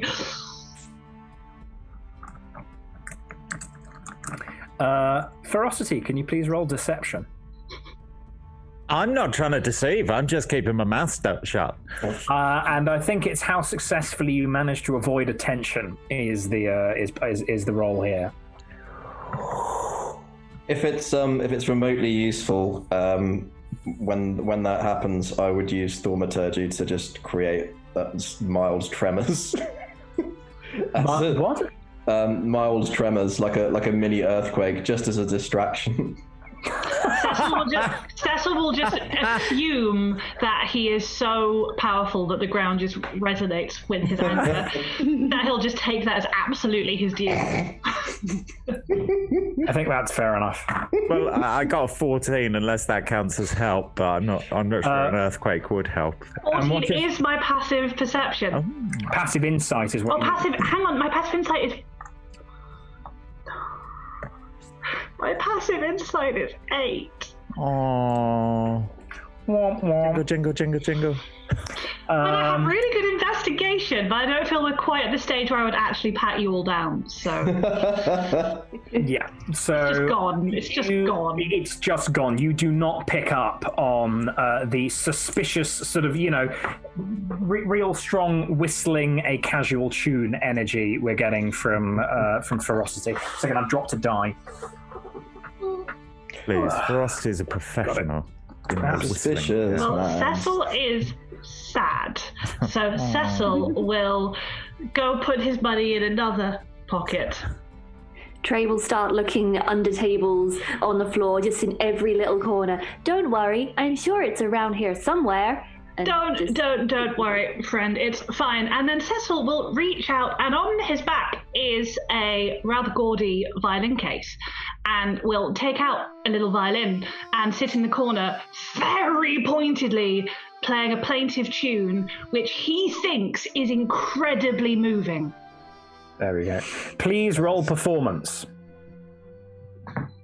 Can I give myself disadvantage because I'm sad and angry? No.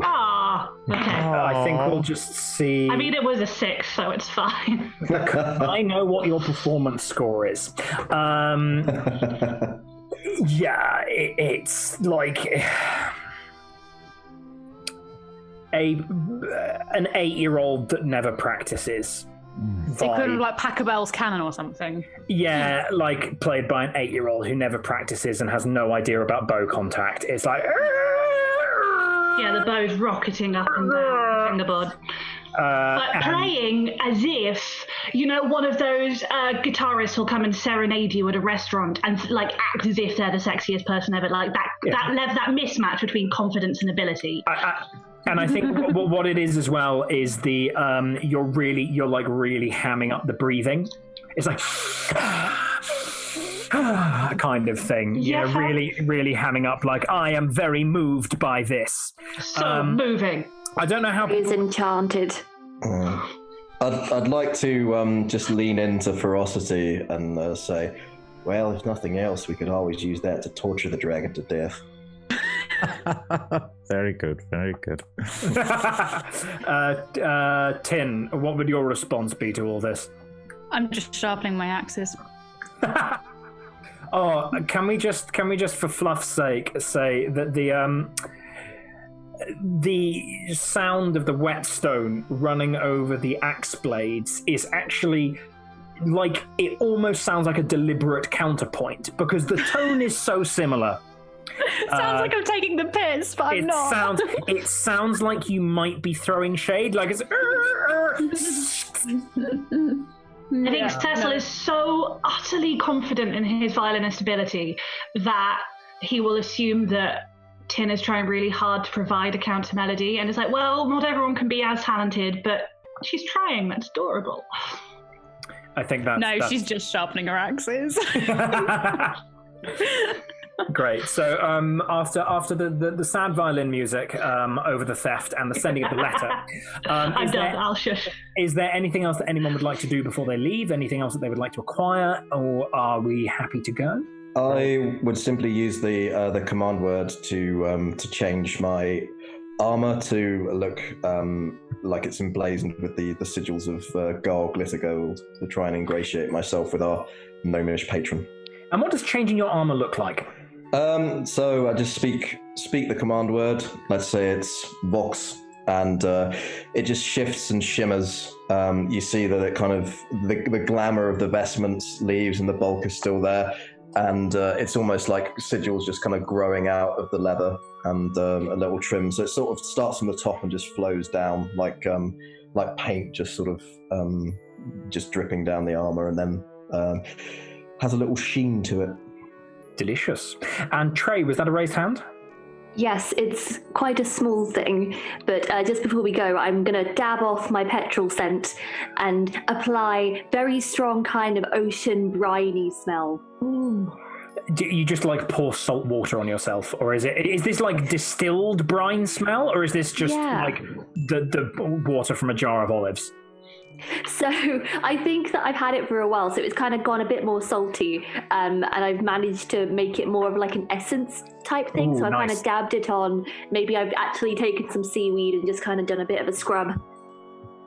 So Trey now very strongly smells of the sea, and not just the romantic sea, like the actual sea, as in smelling faintly, like there's the kind of bracing, it's like the bracing smell of the salt sea spray and rot. I turn to them and say, is this a battle ritual? I'm sorry, I do not understand the question. It's a never mind. What's your thing with the scents, Trey? Nothing reminds you that you are a living being more than the strong, pungent scent of something that really gets into your soul. I love these smells. Aldrin is now thinking, did I sell you something at some point? I couldn't agree more, Lovey.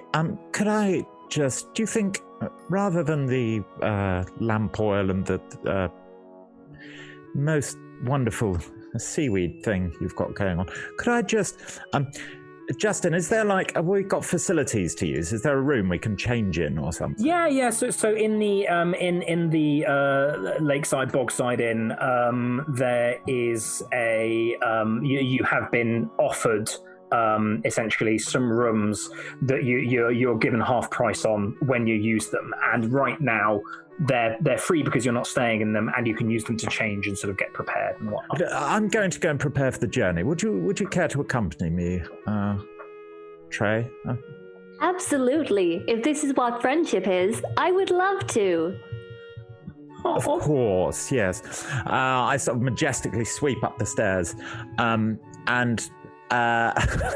Ferocity has most of the money on her equipment is spent on a selection of perfumes. So, and she was planning on re-scenting herself and also changing into some different clothes for the next leg of the journey. So she's going to start changing, but she's going to lay out 3 bottles of expensive and actually probably the only authentic branded things on her person, which are some very nice different smelling perfumes. Have a smell of these. Let me know if you want to apply one. I'll show you how.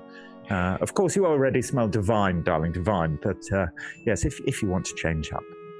Incidentally, the room that you go into, sort of imagine like medieval travel lodge. It's that kind of like everything's like in the right place and it's very neat, but it feels weirdly soulless. Is there exactly the same painting of the lake on the wall that there was downstairs? There is exactly the same painting of the lake on the wall as there was downstairs. Like, it's comfortable. it does the job, it's serviceable, and it's like this would look very nice in like a picture or a design, but being in it, there's just this slight weird feeling of this feels like it's like a theatre set. D&D, not sponsored by Travelodge. Oh no. Nothing wrong with Travelodge. I mean, if there's any nice towels, dressing robes. There would probably be like a couple of washcloths. Yes, Trey, you have these perfumes laid out for you. Yes, I give them a sniff and it's like, these are exquisite and beautiful. Thank you so much. Where did you find these? Oh, the gate. Have you been to the gate, Baldur's Gate? I have passed through it at some point. Yes, well, I'm a prominent member of a most noble and professional dressing house, tailors, costumiers. Silk Dragon is our trading and family name. It's a family company and a family, in fact. You've probably heard of us, but if you're ever in the gate, I'd be happy to show you around, and maybe we can go perfume shopping. Obviously, we'll provide you some clothes if you like. What is Trey wearing other than bottles? Now I just want them to be wearing an outfit made entirely out of jangling bottles. I should have done that when I had the chance. No, it's wearing like dark monk clothes, like with a black cape, but with really bright, colourful accents, like a very bright, shiny belt, rings on every finger, a very big, gaudy necklace. Do you mind if because also silk. So Ferocity has, which she keeps very private to herself usually. She has a bag of holding, which wasn't the most power play request for a magic item, but she has a bag of holding for all her shit, and she's got like at least 5 sets of various clothing and stuff. So she's gonna sort of like maybe take out maybe a feather mantle or something, or a little bit of fur or something. Do you think maybe if you'd like, would you like this? Yes. Maybe I think it would go so well. It would accentuate the silhouette of your feature marvelously, I think. Although you do look fabulous, of course, darling. Absolutely. Lay it on me. Ferocity definitely lays it on them. Fantastic. As Trey is getting togged up, is there anything else anyone would like to do? That's it for me. Aldrin's all good. Tin, any plans? Just more sharpening? More sharpening, yeah. More sharpening. Even the javelin, like, which she literally never uses, but just in case, you know. I like the idea that it's like the if somebody like would go upstairs and you were in one position sharpening, and then they'd come down 15 minutes later and you haven't moved. Yes. And it's maybe the same a different thing. Weapon, or it's the same. Oh yeah, it's like the same thing, but it's the other side of it, and it's almost see-through on the edge. Yes. Great, fantastic. Well, if we're all ready to go, after Trey comes down with a brand new set of clothes, and what kind of clothes are they? Particularly, did you say they were particularly gaudy or particularly like stylish? What are they? My ones are a tasteful mix of the two. They're very loud, but I literally work in a fashion house and surrounded, like the entire world around Ferocity is fashion, dance, performance. So it's very loud and eye-catching, but she knows how to put it together, yeah. So yeah, Trey, you come down looking like 1,000 gold pieces. It's like the moment in the romantic comedy when the girl has had the makeover and she's taken off her glasses and now looks hot, but in this case it's like a small child has been dressed up by an even smaller child and is also a 7-foot robot. Yes. Great. Maybe Fantastic. there's lipstick smeared over the front. I love that. So Trey comes downstairs looking fabulous, followed closely by Frosty, also looking fabulous. Tin is polishing and cleaning and sharpening her weapons extremely systematically. Cecil has been playing awful violin music, and Aldrin has been just sort of hanging out. Yeah, just being ready. Had a little look at Tin and thought, I might be able to use you at some point. We'll see how that goes. Just getting stock of the party members and trying to get a sense of, what the comm could be if there's a need for a comm. I had to sort of go through a bit of a there because I was like, like the con school? Oh no, like a hustle. Great. In which case, we're going to be heading out. So coming out past the village, it's going to be a 4-day journey, and it's time for some random tables. Random tables. What costumes we're changing into? You are wearing the colour of the day is. Okay. Aldrin would proudly wear a dress. Right. So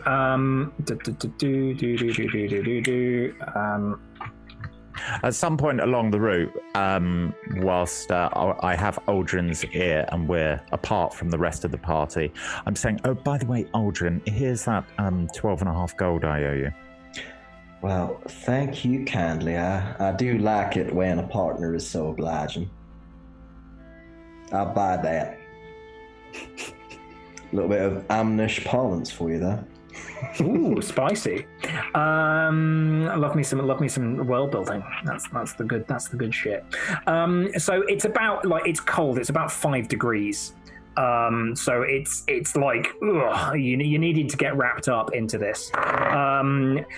However, as you're leaving, the wind kind of drops. Now it's notable that the wind has been pretty much incessant for the whole damn time you've been here. Has just been a constant blustery wind. However, the light wind that was blowing earlier without rain has now been replaced by no wind and cold rain. So it's all a bit grim. It's not really very nice. Nonetheless, the area you're going through to begin with, because you're nearer to the village, as you start out on your journey, this is still a mixture of kind of pasture and some fields, largely growing sort of hardy wet plants like rye or oats. And you see some small sheep and a few kind of cows spread out. There are a number of watchtowers around this village. They're not big, they're not particularly chunky. It's notable that they are of a very different architectural style to most of the rest of the houses in Drumbo. While those ones are kind of handsomely appointed stone houses with slate roofs, these are basically piles of rocks with what little wood they can find built into the superstructure. And you see a few kind of shepherds and farmers. The harvest has been taken in, so the fields are lying fallow. But you can see a few shepherds sort of looking out over the cattle, leaning on a spear or with a sling, and just sort of watching you pass in the rain. Most of them have kind of cloaks wrapped tightly around them, and you're gonna be heading out into the wilds as the Fellowship of the Ring theme swells. Like Fellowship of the Ring theme as played on like a melodica. Yeah, it's like the melodica drafted. Literally. Oh yeah, that's so good. Or as if the Viscount had played it. Or as if the Viscount had played it. Cecil in his head is imagining an orchestra. Sorry, you know Justin. what? Because it's so on point, can I actually be playing my violin or viol, as it is? Oh, you don't. Yeah. You're going to steal mine. So maybe just as you set out, you decide to do a little viol, like little bit, just to be like, I can do that too. Can you make a performance roll, please? It's 25. Performance is my thing. So Yeah, it's almost shocking, the contrast. It's like, it's like listening to, as I said, a sort of none too assiduously practicing 8-year-old playing Three Blind Mice foully, and then listening to, I don't know, like, I can't think of any famed viol or violinist. Vivaldi, isn't it? I guess it'd be like Paganini. It'd be like hearing Paganini, like hearing a child play like Three Blind Mice on the piano and then listening to Arthur Rubinstein or something. It's like, it's unbelievable. It's like, is this the same instrument? Is this the same thing? I don't know. Yeah. Because ferocity does sort of, there's honor amongst thieves, and she has a strong sense of etiquette, and she thinks that she's got the Viscount back already because of the stolen gold and the wine on the cloak thing. So she's not actually going to do it as they're leaving. It's going to be like a day or two into the journey, so it's not going to be a direct like. It's just going to be. It's going to be. So it's not going to be direct. It's going to be an implicit. Mm-hmm. We're keeping it implicit. Great. So we're leaving out. Yeah. So the first day, it's cold, it's rainy, and lands are much of the land within one day's travel. So you've only got really sort of half the day left. So you're going to make about 6 miles, and you're still kind of close to the village. It looks relatively safe. It's patrolled is too strong a word, but there are people.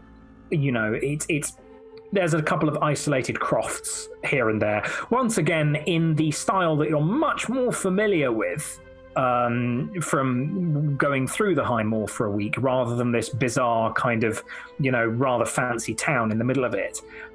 You've got these sort of low cottages made out of field stone lumps, kind of stacked together, and then the roofs are made of like peat, like strips and lumps of peat that have been taken and kind of laid over rafters, and most of them have kind of big dung hills outside, and you can see little plots of vegetables and pigs and sheep and that kind of thing.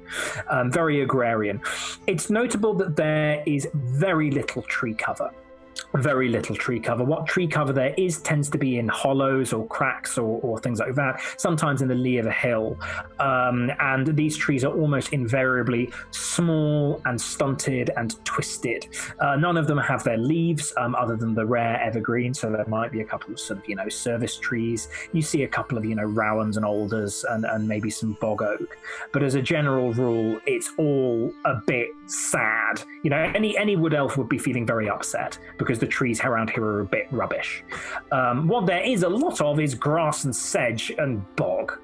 Although, as I said, the nearer you are to the village, the nicer it is. The first night, who's going to be taking each watch? Well, I don't actually sleep, so... Is Trey just going to volunteer to take watch? I mean, I also have... I won't tell you what it is or you'll steal it. I have something that will wake us up if we're asleep and enemies approach. I'll take a second watch because that's usually the most dangerous time of night. I think Tin will just be like, well, I want to stay awake anyway, and just kind of stay up later than everybody else anyway, reading her picture book. So I suppose she'll probably get her take first watch, technically then, even though Trey is also awake. Great. So in which case, whichever you, so whoever's taking first watch, so probably Trey, if you can make a perception roll with advantage. Yes.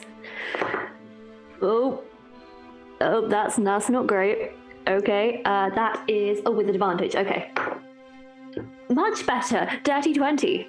Dirty 20. So I think what happens is you kind of power down, and you actually power down a little bit too aggressively. And then I think maybe you hear the sound of more weapon sharpening, and are sort of brought back into it. Oh, incidentally, I didn't ask, how are we moving? Are we moving at a normal pace, a fast pace, or a stealthy slow pace? Oh, I mean, yeah, so go on. oh, sorry, Tin. I was just going to say Tin probably just charges ahead. It's like, right, go to the job. Let's go. I'm playing violins, so I suppose it's a normal pace then. That's all good. Yeah. Cool. So on the first night, so the first roll is a dirty 20. You hear some, there's not much of note. You hear maybe a couple of owls, wing beats fly past. The most consistent thing which you're going to be experiencing is just the constant buzzing of the nearer you and the deeper you get into the bog. It's a bit late in the season for them, but there are still a few kind of unfortunate clouds of midges and mosquitoes and insects. You're late enough in autumn that they're largely quite sluggish, but they're still there. Unfortunately, now they don't really bother Trey. I don't know how everyone else feels about them, but they don't bother Trey because there's nothing to eat. But that's about as much as you experienced in the first watch. Second watch? I'll take it. Yeah, sure. If you can roll perception. Sure. I'm holding my shield, Justin, so I do roll with advantage. Very good. Roll away. There we go.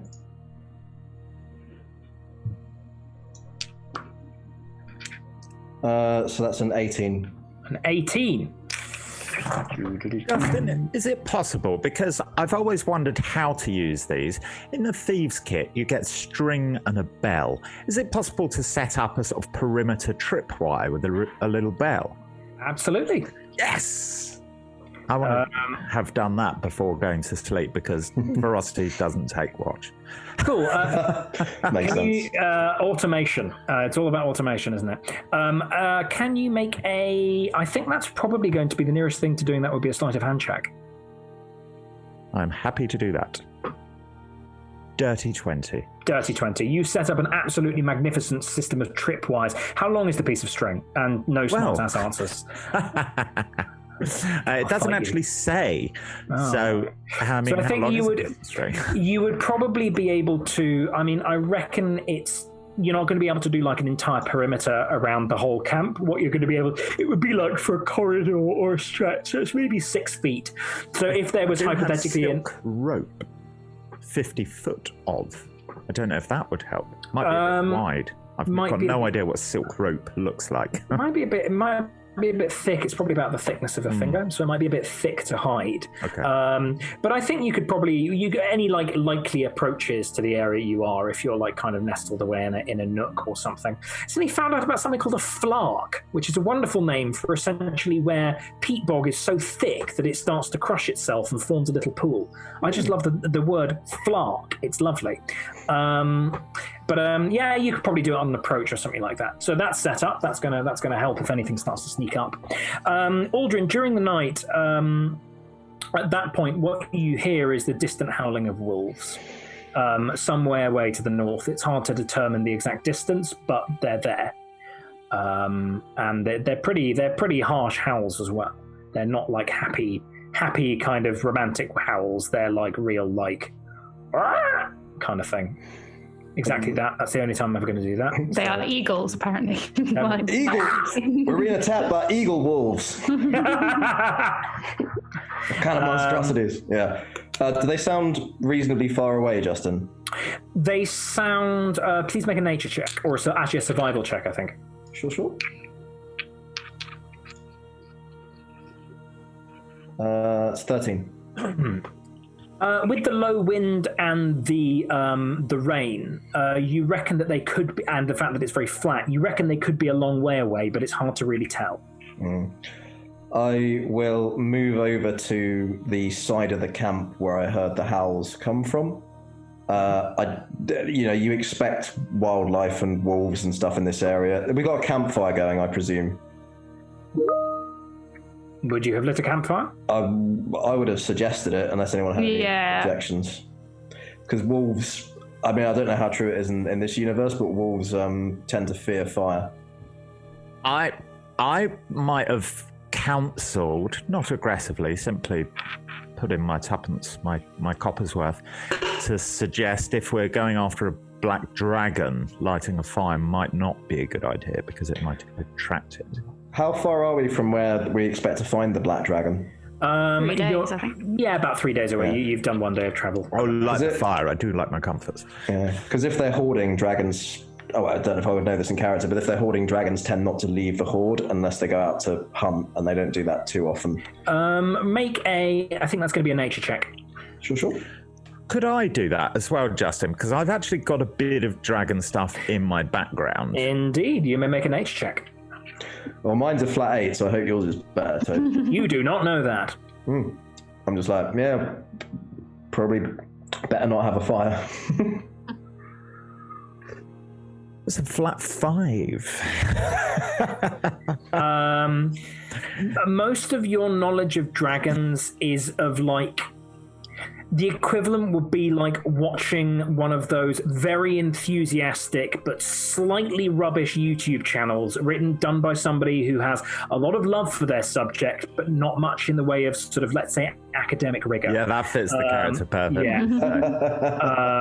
It is known. It is known. Exactly, it is known. Lots of just common knowledge, just to, this is the way that it was, and I don't need to have a source for that.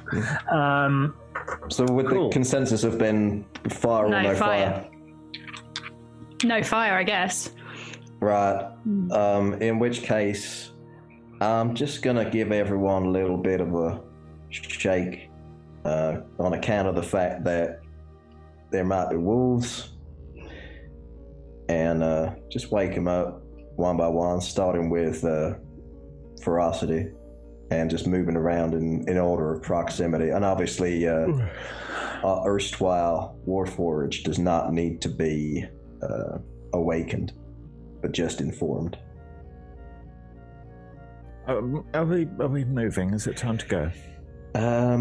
There's a slight potential wolf situation, and I don't know what the wolves are like around these parts, but in AM, we tend to take them seriously because... sometimes wolves are not just wolves. So that's why I'm talking quite like. And wolves are known for having quite a good sense of smell, and our esteemed colleague is rather pungent in that regard. Thank you. You're most welcome. You're most welcome.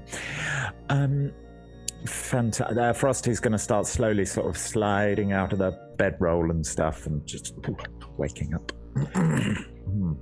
10, Cecil, you guys awake? You people awake? Okay. Now that we are awake, can we also hear the wolves? Yes. Can we hear how many of them there are? Make a perception check. Wolfie. That's a 7! I got a nat 1! There am wolves. What do you mean there's no wolves? That's my violin. I'm going to make sure I haven't been robbed in the night, which is what I do every time I wake up. I presume that you have not been. And are there any trees here, or did you say there's no trees? No, not in the current area you're in. There have been trees on the route, but it's pretty sparse. Would any of you object to a little bit of light on account of the wolf situation? Seems a good idea. I don't have that there dark vision. And Aldrin will just pull the cloth off of his shield, and it's erupting in flame, which doesn't give off heat, but it is very much flamey. Nice. Right. Would we like to proceed with the night?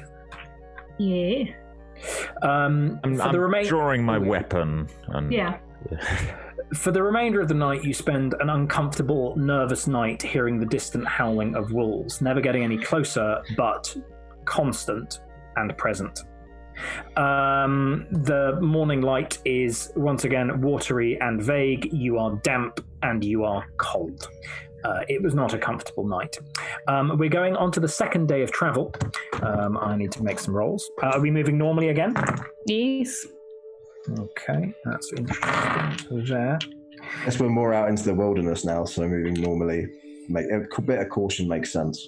I'm going to suggest... I have a roll on a D100, so I'm going to use my table shakers. Oh my god. Right, interesting. Okay. Yes, so you're continuing to go through especially bad bog today. It's getting worse. So it seems to be that the direction you're going in, although there's a kind of open fenland and heath towards the north, and there's some of these kind of hills to the west, and to the south it's kind of a mixture of heath and bog and a little bit of forest. Going east is very much like bog. It's real kind of dead marshes vibes, flat, lots of standing water, difficult passage, squishy, grim, smells bad. Well, I mean, Trey's having a whale of a time because there are all kinds of interesting smells here. Best day ever. Yeah, best day ever. Yes, and nonetheless, traveling through was somebody doing something? I feel like I've got ahead of myself in the morning. Only if we got to a sort of dry land spot, I was going to suggest a siesta. Ferocity is no stranger to late nights, I can assure you. But if anyone's feeling particularly weary, she also likes napping.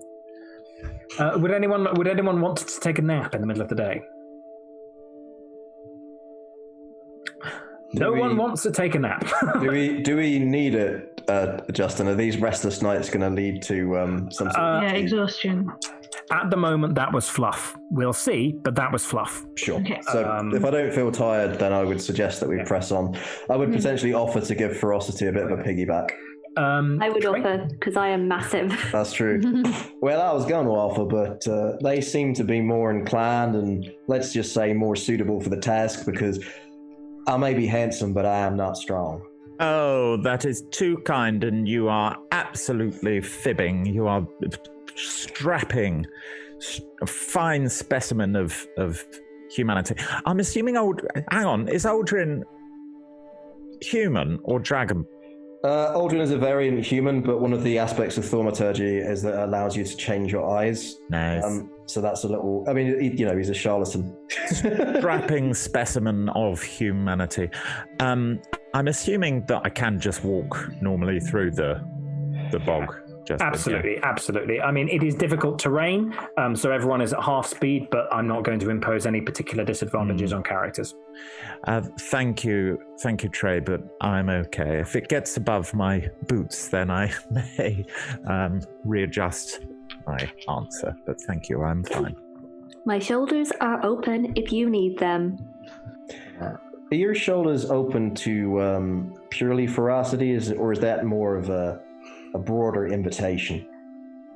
If we are friends, you may come on my shoulders whenever you please.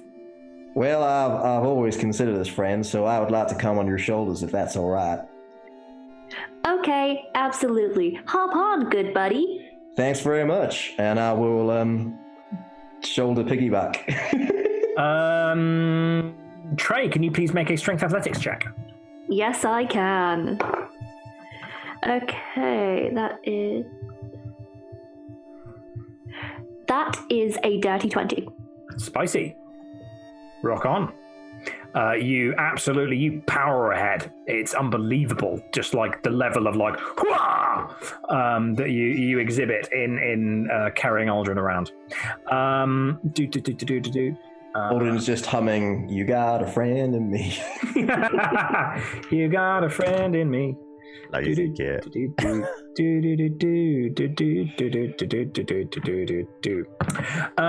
So as you're traveling through the swamp, the only real notable thing you come across during the day, once again, it's the same kind of temperature, still cold. However, today, whereas it was completely still yesterday, today is accompanied by an absolutely vicious, driving wind and heavy rain that cuts right through your clothes. The more exposed you get, the more brutal it is. It is bitterly cold. The wind is ferocious, and the rain is thick as hell. So for your foraging today, this is going to impose a disadvantage survival check, Tin, to see whether you're going to be able to find enough food for the day. Guidance. What does guidance look like? from you. Guidance looks like I lay the blessing of my God upon you.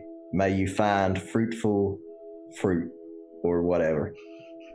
And Okay. It's just a little faint sheen of light that appears for like a second and then disappears.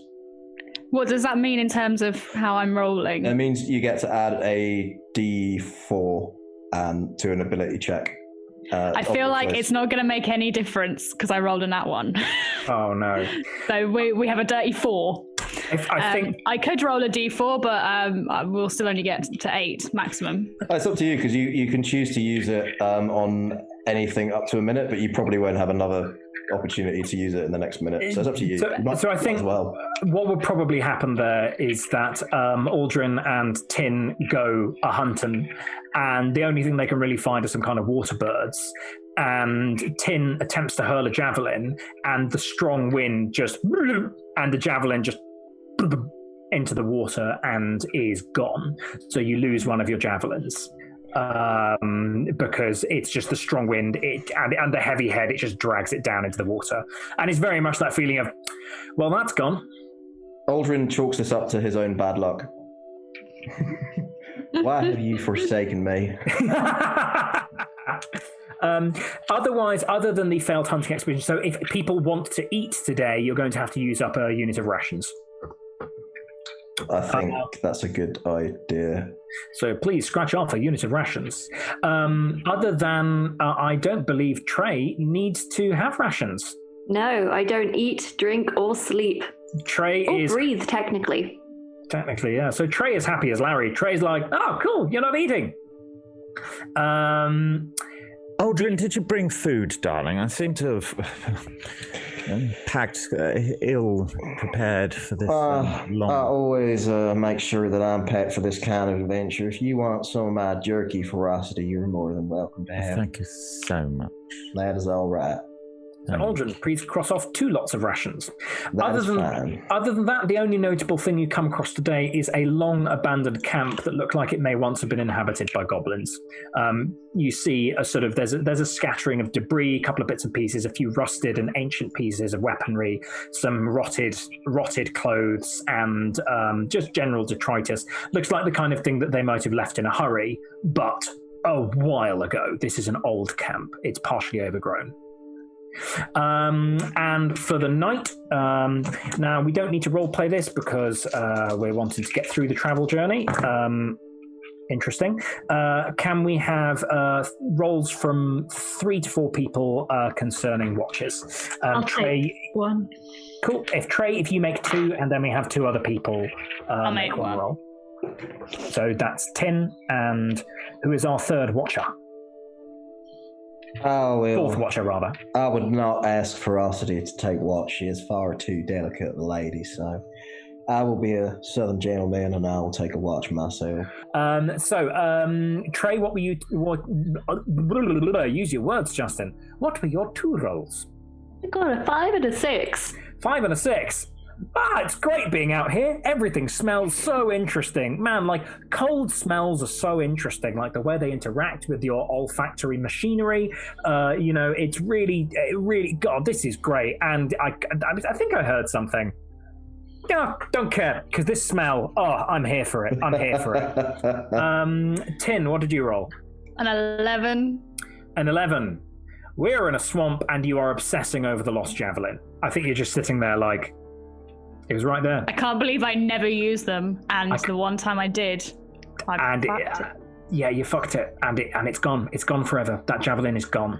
You have shamed yourself. Horror beyond horror. And Aldrin, what did you roll? Dirty 20. Dirty 20. Again, you hear the distant cries of wolves. This time they're more kind of northwest. You sort of, and I remember you've only moved 12 miles today.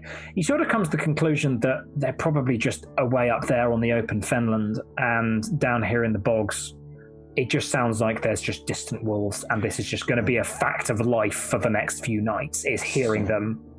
Sound travels over water, I guess. Exactly. Like, it's, you would know if they were closer, you're probably okay. But again, it's a horrible night. Cold and now with the rain and the very heavy rain and wind, I would like everybody to please make a Constitution saving throw. Now I have winter clothes which protect from the cold. Please make this with advantage. Mainly for the fur trim, but for flavour, I would wrap myself in my vestments, but I'm not going to try and claim that gives me advantage. So ferocity rolls with advantage. Everybody else, what did we get? Dirty 20. Dirty 20. You're like, no, it's like home. It's actually, I mean, it's kind of horrible, but it's also kind of heartening. This is, you start to get, as you think about the javelin, you start to get lost in a little bit of nostalgia and homesickness. 12. So on a 12, you're not going to have a level of exhaustion, but, if this keeps on going, who knows? Would I be aware that I was in danger of like hypothermia or damage? It's not so bad as hypothermia. This is more like prepping the ground for hypothermia. Would I in character be aware enough that... Make a nature check. Might be worth casting a spell? Make a survival check. Sure. That's a 19. 19. Yeah, like being out in the wind and rain without cover or a fire, if none of you have tents and you're not burning a fire, then it's not like you're imminently about to start dying of hypothermia, but if you keep this up, you might get into trouble. Justin, I do in my equipment have a blanket, which says it's a thick quilted blanket made to keep you warm in cold weather. Well, you may roll with advantage as well. Thank you very much. I've actually also got a blanket, so I could give that to someone else. I think other people have blankets, but I'm not sure. I think it comes standard with like... Yeah, probably. I rolled 2 12s, so that's a 14. 14, yeah, again, like it's an unpleasant night, but you're not fucked up. Cecil, what did you roll? 21. 21, like you're fine, like it's just, I guess, I don't know. I don't know what that would look like with Cecil being fine. Possibly, I mean... From the way he appears, you'd have imagined he's been complaining the entire time, so it might be surprising that he has just gritted his teeth and got on with it. It's curious. It's sort of like a withdrawal almost. And Trey. 14. 14. Obviously, because the entire sensory apparatus of a Warforged is, and possibly even, I don't really know, I haven't really thought too much about this, but possibly even the way that these things are communicated would feel different, it's more of an analytical awareness of wear and tear. You're like, oh, my joints are getting a bit stiff. The suppleness of my wood, of the wooden body parts is a little bit reduced. I might be at risk of suboptimal performance. So I think that discomfort is, unless you feel very strongly that they have developed, a sort of, a kind of cognition of discomfort. It's more like an awareness of it rather than a suffering of it. Mm-hmm. Does that seem fair? Is that how you want to play them? Yeah, I think that makes sense. I think that I can... the way I've had it in my head is I have a couple of sensors of some sort on my body, so I can kind of feel temperature differences, but it's like sufficiently dulled than what people would normally experience. So I think those ones are a bit uncomfortable at the moment. Yeah, cool, great. So yeah, you'll wake up in the morning. It's very cold today. In fact, one of the reasons the night was so uncomfortable is because there is now a thin layer of frost on the ground and indeed on some of your clothes and blankets. The wind has lightened a bit. It's not quite so brutal, but the rain has not let up. It's like the wind is now just a light kind of bluster, but the rain, it just continues pouring down. It's very unpleasant. And you haven't found any shelter so far. On the third day is utterly, bleakly, and horribly uneventful. It's just a relentless, dull trudge closer and closer, and it's boring, and it's horrid, and it's flat, and it's smelly, and your feet are wet, your body is wet, your heads are cold, your hands are chapped. Can you please make a survival check? You're not going to have disadvantage because there's no high wind, but there is rain necessitating the check. 8. 8. On an 8, once again, you fail to find enough food. This is brutal terrain, so you're all going to need to use up another lot of rations. On the third night, are we going to have same people taking watches?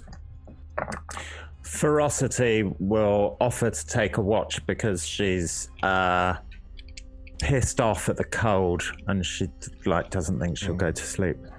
Is it? I shall take cold? first watch. It is colder than it was the night before. The night before was like average temperature. Today it is now like it warms up a little bit. Of course, swamps tend to, after the summer, they tend to sort of, I think they retain a bit of kind of heat and kind of an integral warmth. So the frost melts quite quickly, but the air temperature remains cold. Bone-chillingly cold. Yeah, bone-chilling. Would my blanket still, would it still have frost on it and damp and effectively not be useful? It's still, it's going to be better than having nothing, but it's not great. The frost has melted, but things are damp. I would suggest that we do take the opportunity to light a fire because it's getting dangerous cold.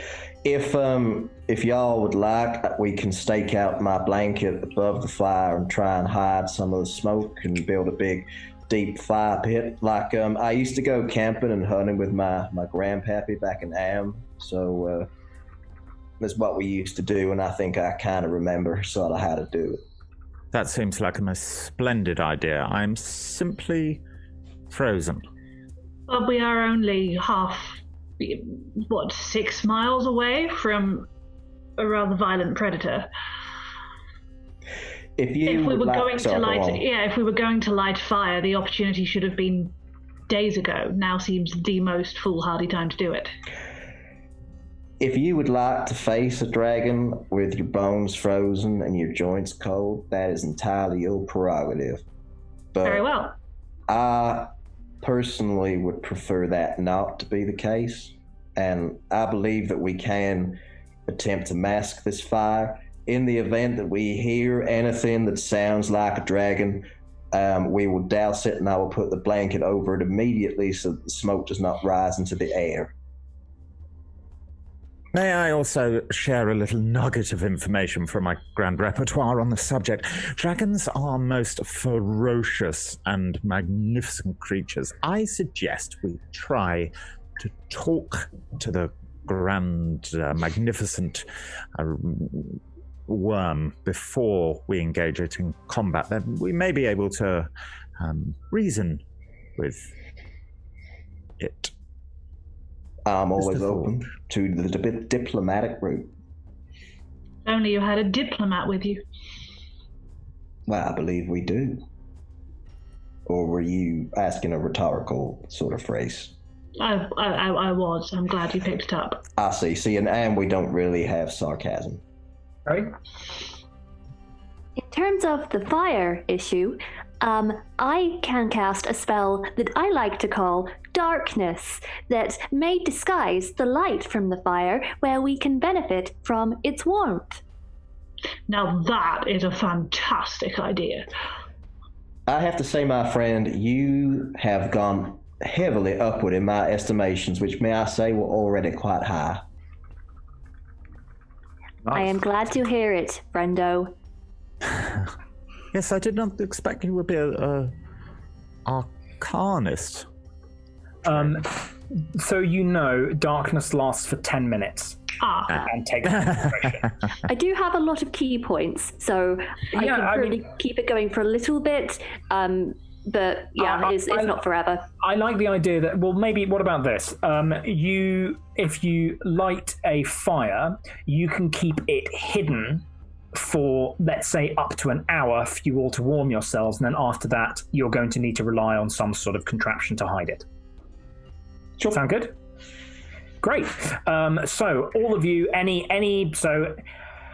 basically what I'm doing is you're building up points of cold, and staying around the fire for that hour in the darkness. You can't see each other, and it's a bit disturbing, but you do manage to warm yourselves up. If we could have a survival and a stealth roll. So I'd like the survival roll from Aldrin, who's going to be setting up the fire, unless anyone else who feels like they're good at survival would naturally pitch in. I feel like... I thought I was, and I've failed 3 survival checks so far, so... you can pitch in if you'd like. Or would Tin's confidence in herself be too knocked? Too knocked, I think. Oh. She's like real sad about it. She's the most savage of the characters, and she's the most heartwarming.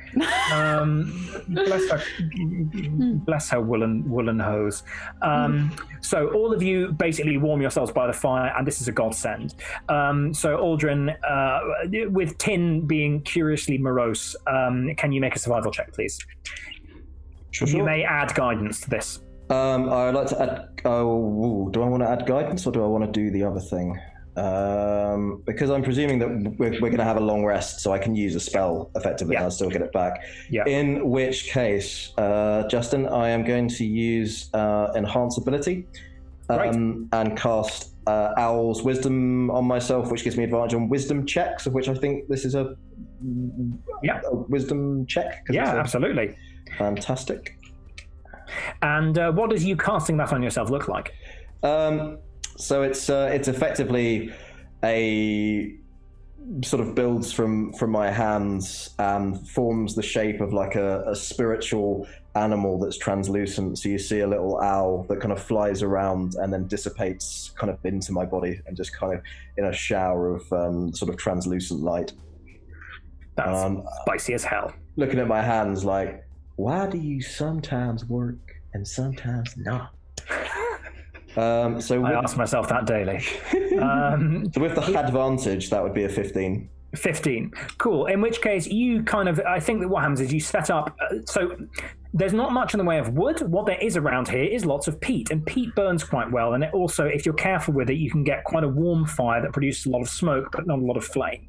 And I think if you can kind of jury rig up some kind of sort of blanket sort of bivouac that should keep you, using a couple of javelins as stakes and all that kind of thing, you set up some sort of shelter. It's not ideal, but it's going to keep the worst of it off. It's going to reflect the flame back onto the heat of the fire back onto you, and it's going to keep the worst of the rain off. So you kind of set up this little comforting camp, and this is the equivalent, like having been out in this filthy, horrible weather for 2 straight days now, or 2.5 days, this is a godsend. This is wonderful. It's the warmth fills you. You get to enjoy the full blazing fire with darkness around you, so you just get cocooned in darkness and heat. And then once the darkness subsides, you get this warmth. So all of you feel greatly refreshed, even though you're eating, your rations. They taste better for the comfort that this provides. There's something. Sorry, go for it, Toby. No, I said or Aldrin's rations. If you've got them. I started with 10, so you can have one. There's something I'd like to do during the hour of complete darkness, if that's okay. Oh, absolutely. I would like to try and sneak up on Ferocity's where she's left her stuff, and I would like to steal the strings of her violin. Amazing. Right, 2 things. Number 1, because it is pitch blackness where you are, and you're going to need to find Ferocity's stuff, I'm going to need you to make a perception check with disadvantage. Is it allowed that I have been thinking about this for a while? I have been keeping a close eye on where she left her stuff before it got dark. That will affect the DC. Okay. You're still going to have disadvantage, but that's affected the DC. Fab. Perception. Oh, well, one was a nat 20, so that's gone, but the other was a dirty 20, so... And can you then please make a stealth roll? With advantage, because you are in pitch blackness. 30. Abide with me. Good grief. Unbelievable. Like a ghost. You can have it. In the darkness. Like extraordinary. Anyone who was watching and was able to maintain awareness of you would barely even see you sort of like oil slither over the ground, remove the strings, wrap them up. Like, to someone who's crap at the violin, you're quite good at taking the strings off. Probably have a lot of time breaking them. I've changed a lot of strings. Very skillfully. You're taking the strings from it. That's I've hilarious. given it so much thought. Like, he wants to smash it, but he is well brought up, and that would be rude. And also, a theft for what he suspects was a theft seems very. And he's taking your strings. You take the strings. You manage to steal the strings absolutely, utterly successfully, and no one is the wiser and return to the place you were. Not just a punchback. Okay. At the at the end of the hour, we're going to go into a normal watch cycle, and just as a comfort thing, like it's God, your clothes are drying and it's warm and you're out of the rain. It's really nice. In terms of what happens during the night, interesting. Who is going to be taking first watch? Frosty volunteered. Please make your. Have we already rolled these? Am I getting confused with the night? No, we haven't. This is the third night. Got you. So Frosty, please make your perception check. 23. 23. I'd say my dice are on fire, but I've got like over +10 on a lot of these. now that you're getting closer to this lair, on a 23, you're kind of looking around the horizon, and you can see actually to the east, low against the horizon, you can see a mound with what looks like it might be some broken walls and towers on it. Now, this is between 6 and 8 miles away. It's still a way off. It's a long way. I mean, not on normal ground, but in this bog, that's half a day's travel. That's long. But you think that's probably it. That's the location. You also note that kind of as you're peering into the twilight. Remember, the sun's setting relatively early. Peering into the twilight and the darkness, you see that much of the swamp up until now has been quite sparsely vegetated. Like, there's a lot of grass, there's sedge, there's low plants, there's a few of these breaks of trees. This stuff looks like it's getting denser, like much denser, much more tangled, much more overgrown. The trees look curiously gnarled, and sort of just closing your eyes and sniffing, the smell of stagnant water is considerably stronger in the direction in which you're heading. Nonetheless, other than the odd, once again, in this much more tangled area, seem to be more bird life. Other than a few birds kind of flying in and out of it, there's little of note. Who would be taking second watch? I'll go for it. You'll go for it. Please make your perception roll. I'm going to mention the direction of the mound and stuff. Ooh, cool. That is a 19. A 19. So this is the second watch. So this is the second 4 hours of the night. So if that's 6 till 10, this is 10 till 2. For the first couple of hours, things are, well, you would probably pick up on this as well, and you'd be like, interesting new smells. But around about 1:15 midnight, with a bit of a start, you see. Now, you don't have dark vision? No, I don't. No. It's hard to make out because it is with the rain and whatnot, it's pretty cloudy and there's not much light. You think you can see a figure about maybe 100 to 200 yards away. So that's about between how many feet is that? About between 300 and 600 feet away. There is a figure to the north, so not towards the overgrown area, but to the north, standing on a slight rise, silhouetted against the sky. There is a figure standing, and it would seem to be watching you. Okay. I am going to wake up Aldrin, as he seems he has the appearance of the most capable of us. So I'll just kind of give him a little bit of a shake. So we are being watched. Where? What? Where? Oh. And I kind of point in that direction, like on that hill. How far away? About 150 yards. So 150 times 3 is maths, about 450 feet. Okay. So a long bow shot away. Come with me. There's a creaky door. Come with me. Let's scout this situation. If it looks dangerous, we'll come back. Just wake up one of the others so that they can keep an eye out. And I am going to wake up Cecil. Cecil. Yes. Cecil!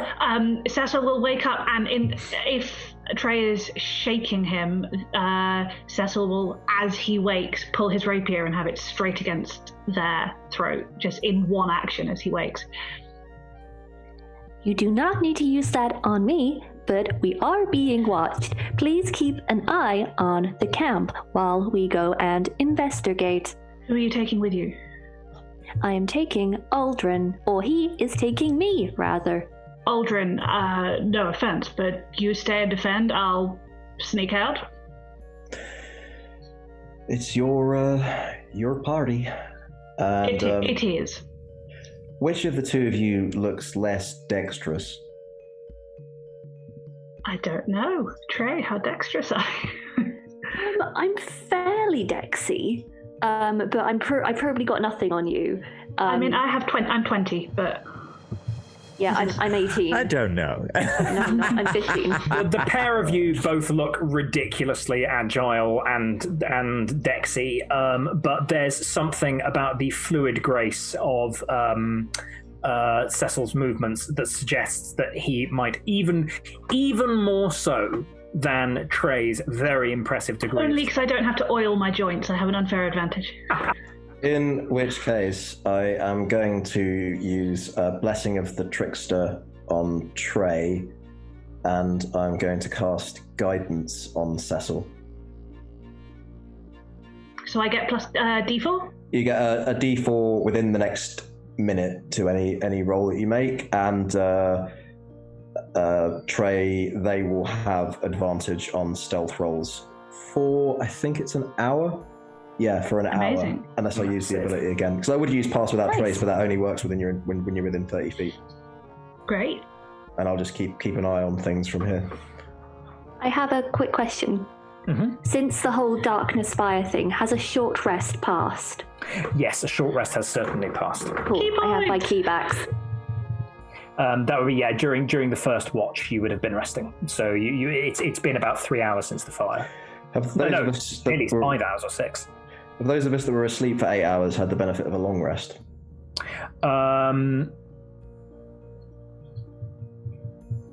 No, because you've only been asleep for 6 hours. Okay. Shall we? Good We luck. shall. Sneaky feet. Right, so can we describe in detail what the plan is? So we have Ferocity and Tin and Aldrin are staying back at base camp, and Cecil and Trey are sneaking out. Very good. So as you are sneaking, the wind remains constant and light, and the heavy rain continues. Because of the nature of the heavy rain, I believe this is the ruling in the DM's guide. Give me 2 seconds. I believe things count as obscured. Everyone needs to look things up. I need to look things up now.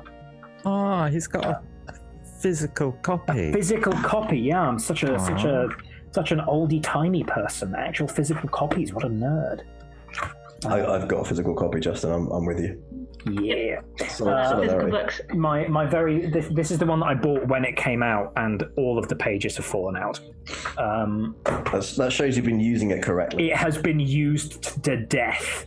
I mean, these ones are fine because I was more careful, because I was like, oh, these things fall apart if you hammer them as I have brutally hammered them.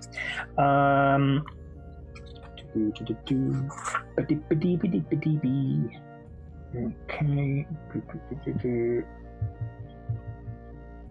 So, yes, everything within an area of heavy rain or heavy snowfall is lightly obscured, and creatures in the area have disadvantage on wisdom perception checks that rely on sight. It also extinguishes open flames and imposes disadvantage on wisdom checks perception checks that rely on hearing. So, because you've covered, so I'd say it was probably light rain earlier in the night. The rain has got heavier. The wind has dropped, so that's good.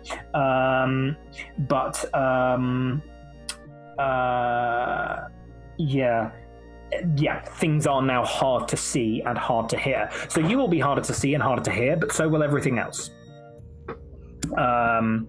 Cool, good stuff. Can we have your stealth rolls, please?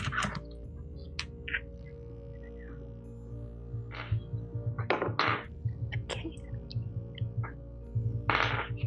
22. 26. Oh, and a D4. Horrid. 28. 28. Mm-hmm. Good grief. So Shame it wasn't 30, that would have been. yeah, that would have been. To be fair, with Pass Without Trace, that would have been 38. Good grief. So not even an owl would see you. Trey is ridiculously stealthy. Cecil is disturbingly stealthy. Cecil is the knight. Cecil, I am knight. It's really impressive given how brightly he is dressed. Yeah, like somehow, like Lord knows how. Maybe it just like by keeping low to the ground or wrapping a cloak around himself, or even it's just the kind of thing of moving in such a way that you're like, those jungly things were always there. Somehow, Cecil manages to sort of Batman his way through. Trey is, and again, like I think it's a similar vibe with Trey. Like Trey is gaudily dressed, and yet somehow manages to exploit the shadows through which they move. In such a way as to draw no attention to themselves. Both of you are approaching this mound, so you probably have traveled maybe 60 feet. So you're maybe halfway there. Let's say I'm gonna come down and say So if it's 100, it's about 150 yards, 450 feet. So you're sort of coming within maybe 350 feet of this mound. Can you both please roll perception checks with disadvantage? Okay. 5. 5. 22. I rolled an 18 and a 19.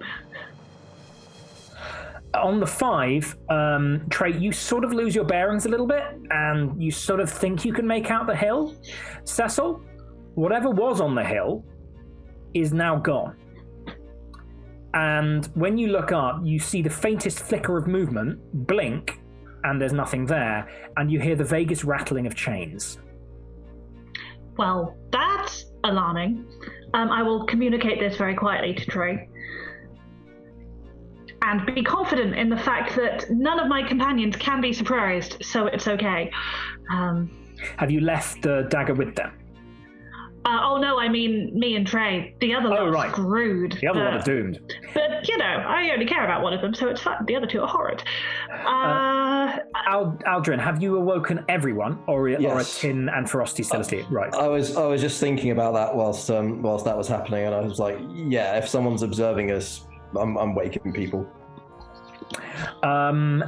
Tin and Ferocity, is there anything that you would do on this knowledge that you're being watched, and that the other two have gone to check it out? I would certainly take a more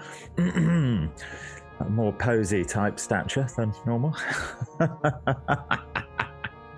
Very good. And what about you, Tin? Oh, you're muted. I'm just standing there holding an axe. Just Which one? The gigantic, terrifying one that hangs? No, just the little one. That's only for special occasions. Two of the little choppy ones. We can see on her model, I don't know how clearly we can see, we have a pair of hand axes, and then we have the big one. We also have a quarterstaff. She has for no reason. Just all the equipment. Was there. Well, in case you need to bonk someone. Okay, cool. Yes, you have lost sight of this being, and then Cecil, on a 22, you hear the rattling of chains is faintly closer to you. In fact, considerably closer to you. It's now maybe 100. So if they were about 150 yards away, it's probably, and you moved about 50 yards. You're probably maybe 100 feet ahead of you. So it's Okay. a total of 160 feet from the camp, and you can hear the sound of chains, but you can't see anything. I signal to Trey where they are and distance and shush and all the communication that's needed. Very good.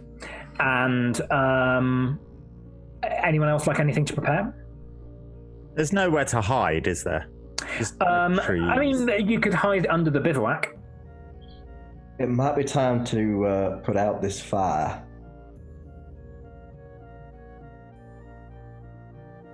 Do you have your glowy shield out? It's covered with the secondary cloth. Yeah, like an oil skin or something. Yeah, is that Cool. Are you going to put out the fire? Yeah. The fire is put out. You count as aware. And Trey and Cecil, can we have another stealth roll from you, please, with advantage? Ooh. Okay.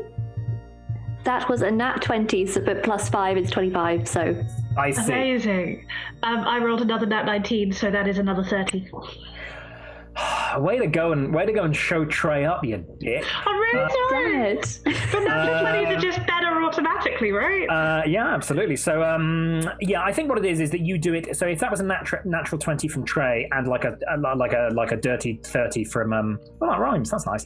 A dirty 30 from Cecil. I think that Cecil is it's like a real technical performance, but Trey knows the true nature of shadow. I think it's that guy. Yeah, it's that kind of like, I am one with darkness. You're like, I shall do this, this, and this. And the Trey is just like, what up? I'm invisible. What up, Shadows? It's your boy. It's your boy. Never going to do that again. I'm lighting a lantern because halflings don't have night vision. Very good. You light a lantern. And as you sort of... And there is a crack of thunder. And a blast of lightning sears across the sky. And in the flash, all of you will see, same distance away that I described, where you heard the chains. You can both vaguely, amid the downpour, see the shape of a humanoid figure swathed in a ragged cloak and entirely wrapped in chains, raise their hand in the sky. And as the light flares from the lantern, you see things all around you rising out of the mud. I would just like to mutter in character, fuck nuggets. And as the things crawl out, and indeed many hands, rotting hands, extend from the earth towards you, that's where we're going to leave it. So let me pull up my outro, because this has been Vile Shadows and Honeyed Smile. Thank you so much for joining us, running this. We hope that you enjoyed what we've had happen so far. Lots of kind of story plot, lots of exploration, and promising some combat in the next session. Hope you've all enjoyed. It'd be lovely to see you again next time. If you enjoyed tonight, we're going to be playing every Tuesday evening. We're going to be continuing until the end of 2020. We have 3 more sessions, and then we've got new shows kicking off 2021. There's also Sea of Swords Forsaken, which is on Monday night from 6 till 9 GMT. I'm not running that. That's another stream run by the same by Roll Together. All of our shows are streamed at twitch.tv/rolltogetherrpg, and they're often also hosted at twitch.tv/D&D. You can find all of our content as well archived on YouTube. There is a link in the chat. Massive thanks again to our sponsors, Hero Forge for the phenomenal minis, and Ultra Pro for the little fuzzy, delightful owlbear bag that I just want to hold to me. Our supporters D&D Beyond for providing where we're hosting our character sheets. That has been incredibly useful in finding passives and skills and all that kind of thing. Idle Champions of the Forgotten Realms, which is a fun little game you can play. And last of all, Level Up Dice and Zavi.com. Level Up Dice in particular for the genuinely table-shaking beasts that are the dice I have been hammering out my D10 and some of the D20 rolls. And we're all over social media as Roll Together RPG. Thank you so much for watching. Hope to see you soon. So long. Bye bye.